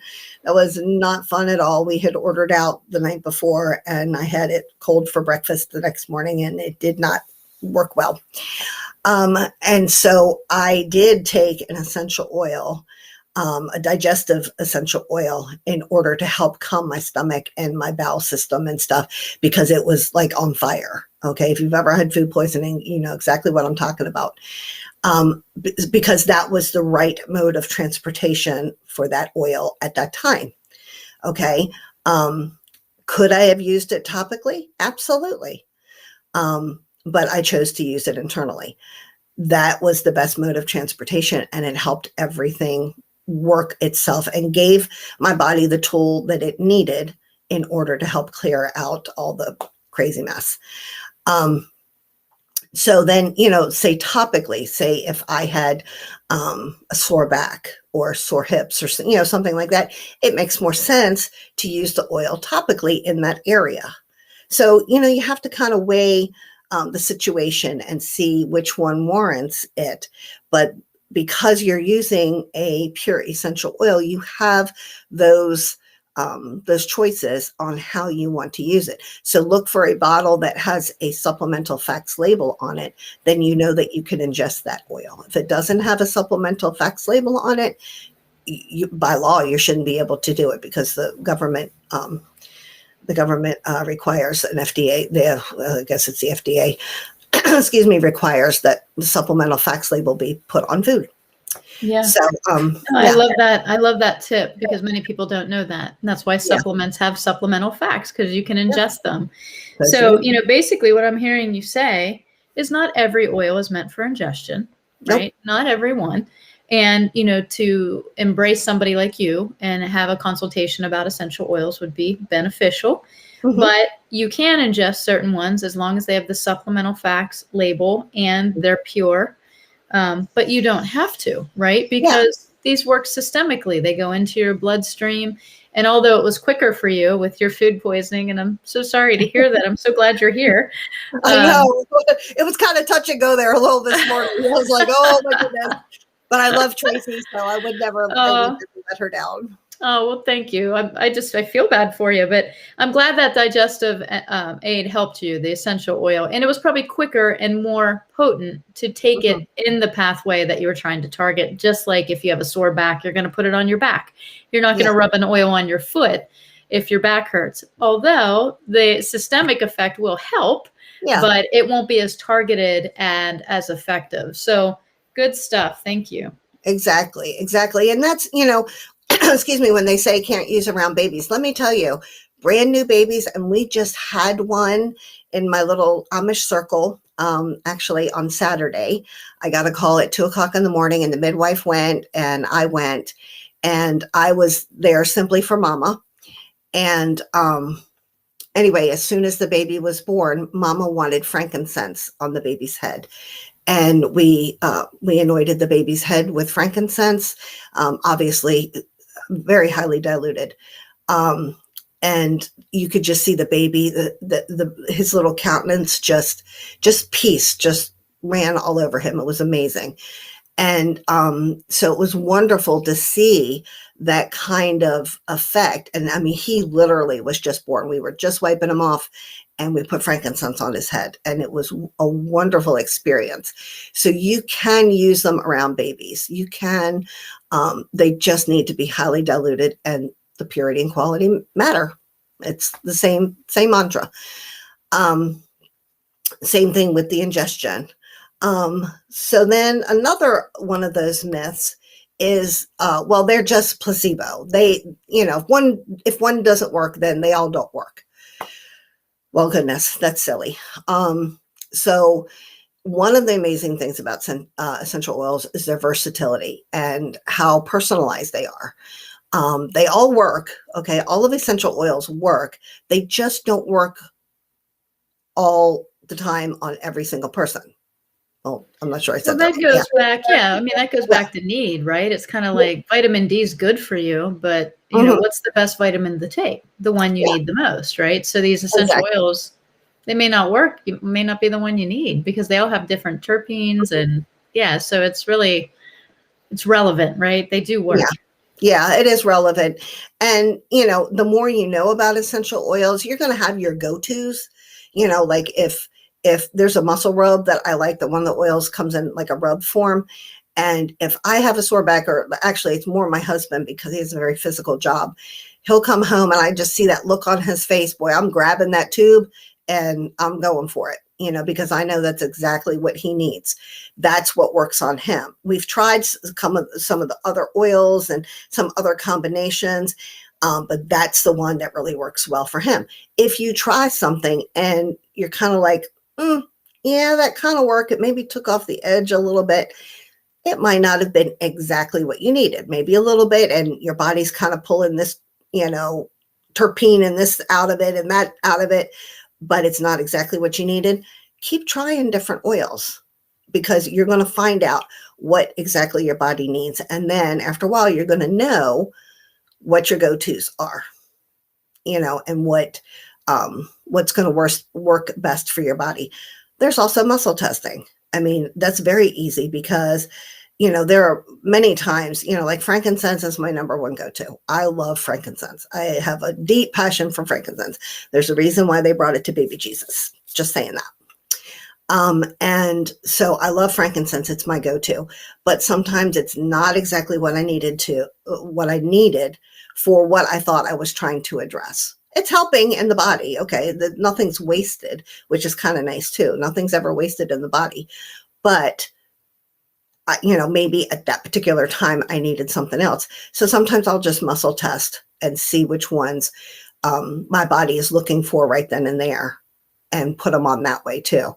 So, you know, I encourage people to get themselves really familiar with their body in order to muscle test and learn how, you know, what your body needs. Because you should know what your body needs well before I do. I'm just here to offer suggestions and help guide you. But, you know, I want to teach you how to learn what your body needs, you know, kind of thing. So it's not placebo, you know, and if one doesn't work, none of them will is definitely a myth. Another myth that's out there, well, they don't work if you can't smell them, meaning maybe you lost your sense of smell, you know, or, you know, something like that. Or maybe, you know, you become nose blind to something. Let me tell you something. Your body knows. Okay. Your body knows exactly what to do with whatever it is that you're giving it, whether it's good or bad. Your body knows what to do. It's either get rid of this, or, yep, I know what to do with this. I know what to do with that. Just like what you eat. You know, when you eat something, it says, oh, look at that carrot. I know what to do with that carrot. Let's see. I'm going to put this over here and that over there. And, you know, it knows exactly what to do. It's just getting the oil on you or in you in order for the body to be able to utilize it. Well, I know people have lost their sense of taste from being sick. Mm-hmm. So does that mean food doesn't work anymore because they can't taste it? And right now we can say things like that and people will understand that a little bit better. Yeah. And are you using essential oils for post-COVID olfactory training? Because that's a thing and it really does work. So. It is a thing and it really does work. And yes, I do. Yes, I do. There's a couple of them that are really, really good. Black pepper is one of my favorite. But there's a couple of them that you can use that really help with the olfactory retraining, because your olfactory system is where it goes first. Okay. And so like if you wanted to talk about your olfactory system, if you go like this and you go like this and you meet in the middle in your head, that's where your olfactory system is. So whenever we smell it, whether we're realizing we're smelling it or not, it goes in there and then the body says, okay, guys, this is where we need here and this is what we need here, and kind of sends out the charge. So that it'll work through the inhalation, through the olfactory system. Like I said before, the absorption through the surface of the skin or taken internally. But yeah, so it will definitely for sure work if whether or not you can smell, it's still benefit to your body. And you just may not get the benefit of the wonderful smell of it, which I think kind of like as a side note to this little squirrel moment, sometimes the oils don't smell as good as we want them to smell. And sometimes there's like a really, it's very, you'll get, you'll be like, oh my gosh, that oil just, I can't even stand the smell of that. There could be several reasons why that happens. And that's a class for another day, but safe to say, it doesn't mean that it's not benefiting you. So sometimes if you don't, even if you don't like the smell of it, it doesn't mean that it's not working or that it's not what you need. Yeah. Okay. I tend to pick up like rosemary and cypress in blends. And I'm always like, oh, because rosemary is not the greatest smelling oil to me. Yeah. But it kind of has a sour smell, but I always pick it up. It doesn't mean I don't use the blend, right? I might stack some peppermint on top of it to drive it in and also just to take that smell away. So there's ways you can manipulate around that, right? Yeah. There's ways that you can. I mean, there was one oil blend that I absolutely love, and it's great for stress relief. And let's face it, everybody, like I gave up a long time ago telling people, well, let's just get rid of your stress, because that just doesn't happen. Okay. We live in 2021 and stress is here. We need to learn how to manage it. We can reduce it as much, as we can, but we need to learn to manage what we have. And so this particular, it came in a roll-on, and I avoided using it for 3 years because I could not stand the smell of it. Now I would offer it to my clients, but I personally, it was like, oh my gosh, I can't even use this. It stinks so bad. It smelled like stink bugs, and I couldn't stand it. And I mean, it was awful. Was that what the blend was called? Stink bug. I know, right? It should have been. And I just couldn't stand it. Well, once I picked it apart and I was like, okay, well, these are the different oils that are in it. Why do I not like this? Well, it comes to find out that the cilantro is the big culprit in this. And I don't like the smell of cilantro. I don't like the taste of it. I eat Mexican food all the time, but I hate cilantro. And I come to find out it's emotional reason why I don't like cilantro. So there's a little bit of full disclosure for you. The emotional reason of cilantro is I don't like it. So I'm very repelled by it most of the time. But let me tell you what, one day that was the only thing that I had handy for me, and my shoulders were just like locked, because that's where I hold my stress, and they were just locked. And I didn't have a choice. And I was like, I don't care. I'm desperate. I'm just going to smell like a stink bug. I don't even care. And at that moment, my body just melted. The minute I was putting it on, I didn't even have the cap on yet, and my body was just melting. It was amazing. So I use the stink bug whether I like it or not. And there's actually, believe it or not, some days I'm actually very drawn to it. So it's really weird how sometimes that will happen. So if you don't have a sense of smell right now, that's not a bad thing, because sometimes you may not like it. If you really, really don't like the smell of something, put it on the bottom of your feet and put your shoes and socks on. It'll be the longest way to get to you, but it'll happen. But yeah, you never know. Even stink bugs are going to start smelling good after a while. You'd be surprised. You'd be surprised how that happens. So, excuse me, that limbic system is what's working on all of this, and it's triggered by nerve impulses, known sense, unknown sense. Memories come involved in this. I mean, again, this is a whole nother class, with moods and emotions and stuff like that.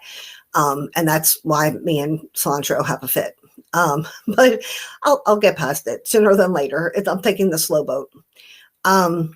To deal with all of that, but it can happen. So anybody that's out there that's, maybe lost their sense of smell for one reason or another, and you're wanting to retrain with that, just, send me a message. I'm happy to help you out, to help you get that back. Cause it'll come back.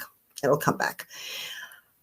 So one of the other, things about essential oils is you can't use your essential oils around animals. And that is also a misnomer. Now, let me caveat this with the cats. Their livers are not, they don't process essential oils as well as other animals do. So there are some essential oils that should not be diffused or used on cats. And there's a list. Okay, so there's a list out there. But other than that, and there's a couple for dogs. There's probably about 7 maybe for dogs. But dogs respond super well to essential oils. I use them on my Odie all the time. If you follow me, you'll see all kinds of crazy mess with my Great Pyrenees. He's a mess. And he came to us in such a state. Oh my goodness. He He was malnourished and scared of his own shadow, like was very defensive, he really had a hard time, and separation anxiety. Oh my goodness. I couldn't walk out to the car and come back and he didn't do his business on the carpet or something because he was so scared. Aw. And yeah, he was about 2.5 when we rescued him, and we were his last stop. You know, we were house number 3 for his rescue. And the only reason he came here was because we didn't have a resident dog at the time. Ours had passed away, and I emotionally wasn't ready for another dog yet, but I knew that he really needed a safe place to land. So we went ahead and fostered him. And I worked on him extensively, not only with essential oils, but also with Bach flower. And, I used all kinds of, massage therapy and all kinds of things on him to help him out, to get him to be the hot mess he is now. So now he's, 4 years later, he's very well adjusted and he can be left for a whole work day if I need him to be. He's definitely, there's some things that he's still not a fan of other dogs. And I think because he's been in dog fights, he's got markings on his nose. So he's not a fan of other dogs. And there's some things that we're just not going to be able to change about his personality. But all of the other things that he was suffering with, essential oils have played a huge part in helping him to overcome. I set the diffuser for him before we leave the house, and he's not doing his business in the house anymore. He's not, the separation anxiety has dissipated, things like that. And so they're actually a very welcomed comfort for him. And because he does not like vets, I mean, I'm on vet number 6. He does not like vets. And it's very harrowing because, there's sometimes you need to go to a vet. I have to treat him 100% holistically. And I know that a lot of my clients are that way as well, that, they want to use a natural approach with their animals as well. So I read up a lot on the essential oils and animals, and I live in agricultural county. And so we have everybody's got chickens, everybody's got goats, everybody got, sheep and horses and, other kind of cows and other farm animals and such. And so a lot of them use the oils, these oils, the pure oils on their animals as well. So they can be used very safely, very effectively. Horses respond super well to them as well. The chickens do really well. Like if it looks like there's something going on in the flock, you just put a drop, like a lot of times you'll just put a drop of oregano oil in like a 5-gallon bucket of their water. So again, highly diluted. And then they drink that water, and then the whole flock gets a healthy, clean bill of health. So there are many different ways that you can use them with the animals. Again, purity matters. If you're not going to put it in or on you, you definitely don't want to put it in or on your family members or your animals. There are two wonderful vets that I follow, and if somebody asks me for help with their animals, because again, the Amish, I'm their resource. So as scary as that is, I'm their resource for things. And so, if somebody asks me a question, these are the 2 resources that I use to help people. So one of them is Dr. Janet Rourke, and she's an amazing vet out of Texas, and her book is Essential Oils and Pets. And then another one is Spoil Your Pet, A Practical Guide to Using Essential Oils in Dogs and Cats. And that's by Dr. Mia Frezzo. And both of those books are great resources to use.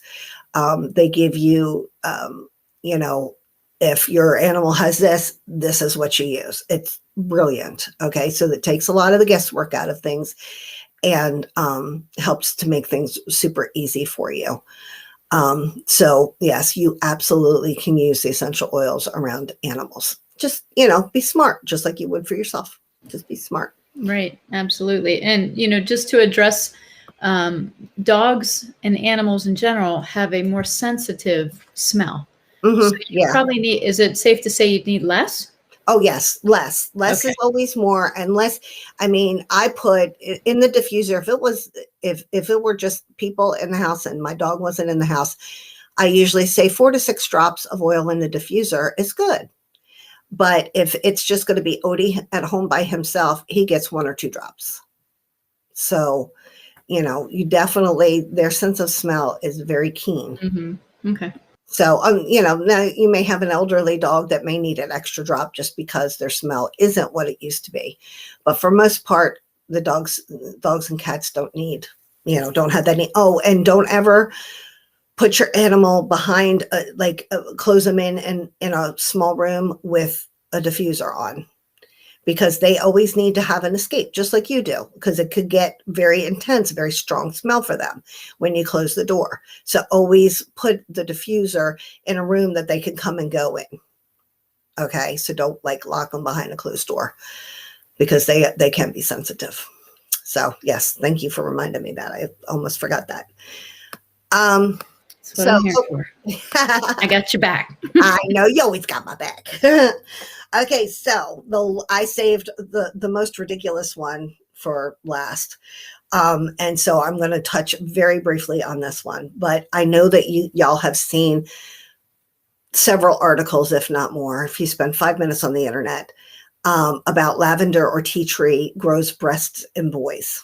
Okay, so here's the thing. Endocrine disruptor awareness is important, okay? But when we choose hype over logic, we can miss the real problem. You can bet that when we see essential oils are being targeted, we are witnessing an attempt to vilify the very thing that's threatening to topple over a stacked house of cards or a smoke screen to the real problem. Like I mentioned before, industries that are some of the worst offenders come to that are the worst offenders when it comes to hormone disruptors are often the ones funding the studies discrediting essential oils. Okay, so consider this. There's parabens are around, all right? They're known hormone disruptors.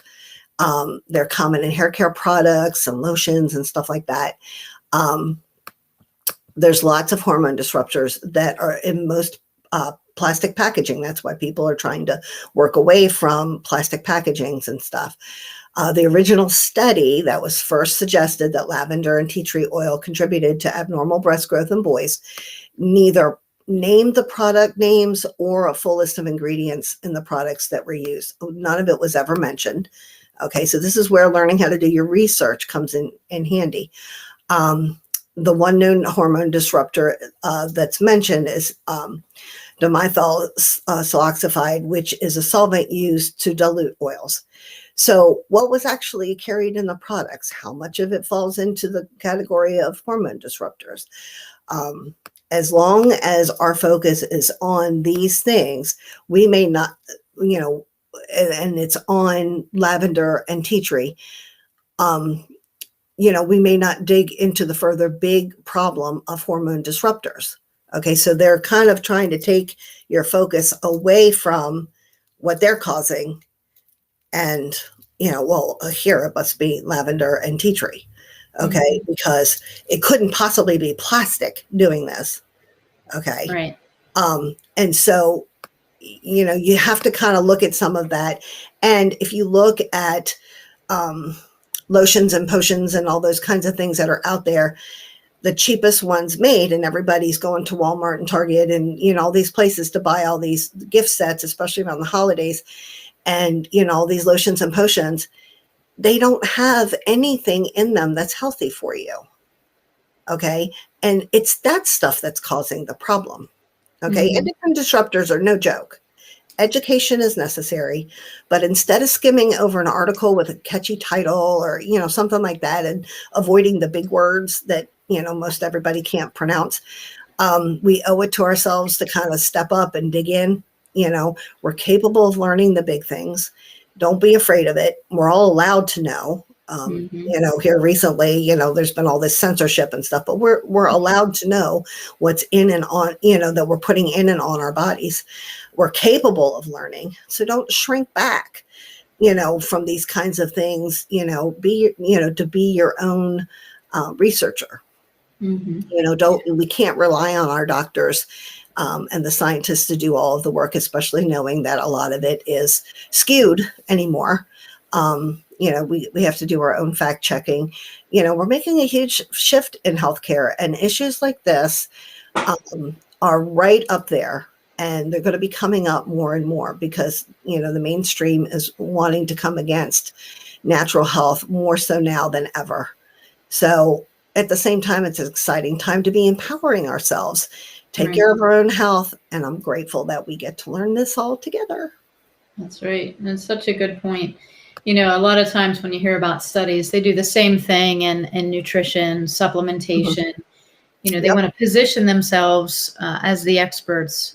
But the issue is they never talk about the lifestyle of the people they're testing. They never talk about the emotional wellness of the people they're testing. They never talk about the nutritional density of the people they're testing, the toxicity level of the people they're testing. They just say, it's the tea tree, or it's the lavender, or this supplement didn't work because it didn't work on this McDonald's eating guy over here. Exactly. Right? Or this person that got this sick, this is, and it's like, they didn't get sick off of that. Okay. Right. But you look at their whole history, not even their whole history. You look at what they ate for the past 2 days, and you can see why they got sick or why something happened, Exactly. So I'm so glad you were here to help us overcome these myths, because essential oils, I always say, pharmacology is derived from these natural plant products. Essential oils are just the product in all of its constituents still contained. So look at Pepto-Bismol. The original Pepto-Bismol took an isolate of peppermint oil and utilized it in Pepto-Bismol. Now, peppermint oil is great for digestion, but it's also good for stress. It's also good for lowering body temperature. There's many other things that peppermint oil does, but Pepto-Bismol came in and said, we just want this one isolate. And I equate it to nutrition, right? You can take a B vitamin, B6, B12, but wouldn't it be better to have them all and let your body sort it out? And that's what I think about essential oils. So they are a tool for you to utilize towards your goal of health, and they work. They do. They're very successful. And I love how you brought out that they're so versatile. I mean, each one of the oils, when I tell people, I use a resource guide that I encourage all of my clients to get. And it's a guide of, okay, this is what peppermint oil is, and it does this and this and that, has a whole long paragraph of all these things that peppermint can do. And they're like, oh my gosh, well, I don't know. Well, this one says it does this, and this one says it does that. I said, all of them can do those things because the constituents that are in there, which one works best for your particular body. Right. And that's where all of this personalization comes in. But to me, it's a lot of fun. It was my gateway into natural health. When I was sick, and I fell in love with frankincense, and it just spurred me into looking further. And a lot of other people have sought me out for that very reason. Right. And I think what happened when the essential oil world boomed onto the scene, like the big statement was, I have an oil for that. Right? Yeah. And I think what happened was, because out of good intentions, and people wanting this knowledge out there, like essential oils are amazing. What the essential oil companies were preaching was, hey, these work, but they work better in a nutrient dense body. Don't forget about nutrition. Don't forget about lifestyle, exercise, sleep, right? They work better in conjunction with your effort to get better. They're not a magic pill for your ill, right? Oh my goodness. It drives me crazy when they're like, okay, I just want to use it for this. And then I see them get a picture of, they're like, oh, well, we just went through McDonald's drive-through. I'm like, I put it on my cheeseburger. No, honey, no, this is not going to work. Okay. Like this is a holistic approach. This is one more tool in your tool shed of different things that you can do for your body. But again, if you don't start out with a really good foundation, nothing's going to work. Yeah. And the other thing to remind people of is, if you're told like, hey, don't use that oil for a specific reason. And I see there's some comments in the chat, like somebody was told not to use peppermint by her physician. I can't come against a medical practitioner and say, oh, yes, you can, right? I'm not her licensed medical professional, But what I can suggest is maybe a different oil for digestion. And there are lots. Cardamom. Cardamon's a seed oil. It's one of the best ones for digestion. Fennel, there's all. Yep.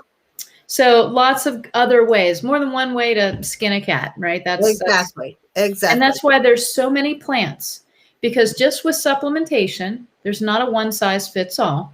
And you can't say essential oils are their own little thing over here. They're part of the biochemical pathway towards health. They just work differently. They work through the bloodstream and the limbic system, whereas nutrition works through the digestive system differently. Now, you can take oils and ingest certain ones, like Anne-Marie said, with the supplement facts on that bottle. However, you're not going to pull nutrition from an essential oil. No. So you still have to eat food, and you still have to supplement when needed. However, if you're taking B12 and it's not jacking the adrenals enough to like nourish them and calm you down, you may need something in addition to that in the meantime, like a calming essential oil to just be like, okay, let the B12 get in there and kind of do its thing over time as you build up that nutrient gap. But here's something you can use in the meantime that's really going to work directly with the limbic system and that biochemical pathway that way. And Judy Mikovits was on. She talked about essential oils. She talked about terpenes. She talked about the impact on genomic nutrition, decreasing inflammation in the body. If there were ever a time for people to use essential oils, it's now.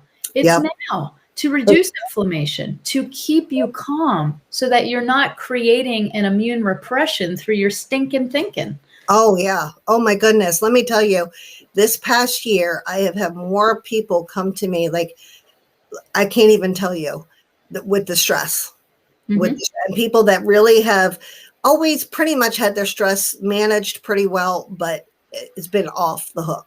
And essential oils have been number one for them, diffusing them, even, you know, like I said, wearing the, I don't know if y'all can see this, wearing the little bracelet. Sometimes there's necklaces you could wear. You know, just to kind of take in a deep breath. You know, I think of all the different things that essential oils bring to the table. I think emotional support is one of the biggest things that it really does bring to the table. And it's quick. Yes. And it's that instant gratification sometimes people need. I mean, think about it. Your eyes, your ears, your nose, mouth, these are all gateways in of information that's being told to your DNA. Then your DNA transcribes that. It tells your messenger RNA to go tell everybody else, right? So, you know, I mean, you walk into a place that stinks. You don't be like, oh, yeah, no, I mean, it stinks. And so you want to exit, you want to get out of there, or you cover your mouth and nose. But if you walk into some place that smells good, like, wow, it's a whole different experience. And guess what? It could be the same building, the same setup, the same scenery, the same people. If the smell changes, you're going to have a completely different experience. And that's based on limbic system. And then you're going to remember that. You're going to remember where you were. I can still smell my grandmother's basement. I used to love it. I used to go down there and I was like, I just had that smell, right? I can still smell when she, you know, baked bread or, you know, whatever that looks like. And those memories are connected to good things, but you also have memories connected to not so bad good ones too. Right. Yeah, exactly. That's where those emotions get in the way. So, well, and that can skew people too. That can skew people all the time because they'll be like, I'm allergic. I must be allergic to lavender. Yeah, I must be allergic to lavender. I'm like, yeah, okay, well, they don't have any proteins in them, so it's kind of hard to be allergic to them because you need protein in order to be allergic. But that's my first clue that it's probably emotional. Then come to find out that grandma wore like a lavender perfume, but grandma wasn't a very nice person. Yeah. So their brain put that 2 and 2 together and says, yep, I do not like lavender, so I'm allergic. Yeah.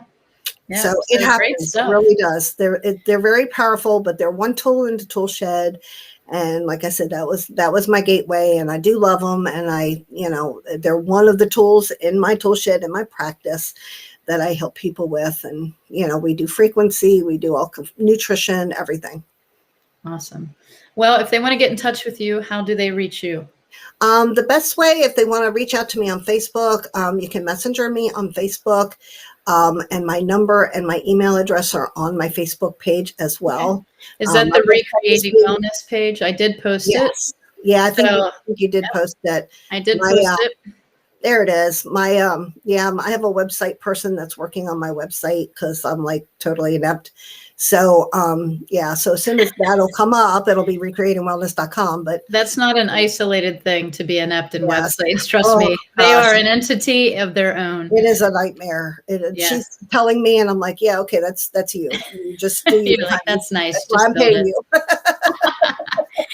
Well, thank you so much for your knowledge today and for sharing with us. Reach out to Anne-Marie if you have any questions regarding essential oils, how to use them safely. And if you wouldn't mind coming back maybe to this chat, Anne-Marie, and putting in those book resources that you had mentioned earlier, Dr. York and, Spoil Your Pet are a couple resources, and any other resources you think are good for people to have. Absolutely. Well, God bless you, friend. Thank you. You too, sweetheart. See you later. Thanks a bunch. Bye-bye. Bye. Well, that was amazing. Thanks, everybody, for joining us for the essential oil lecture. And stay tuned. We'll have more coming up.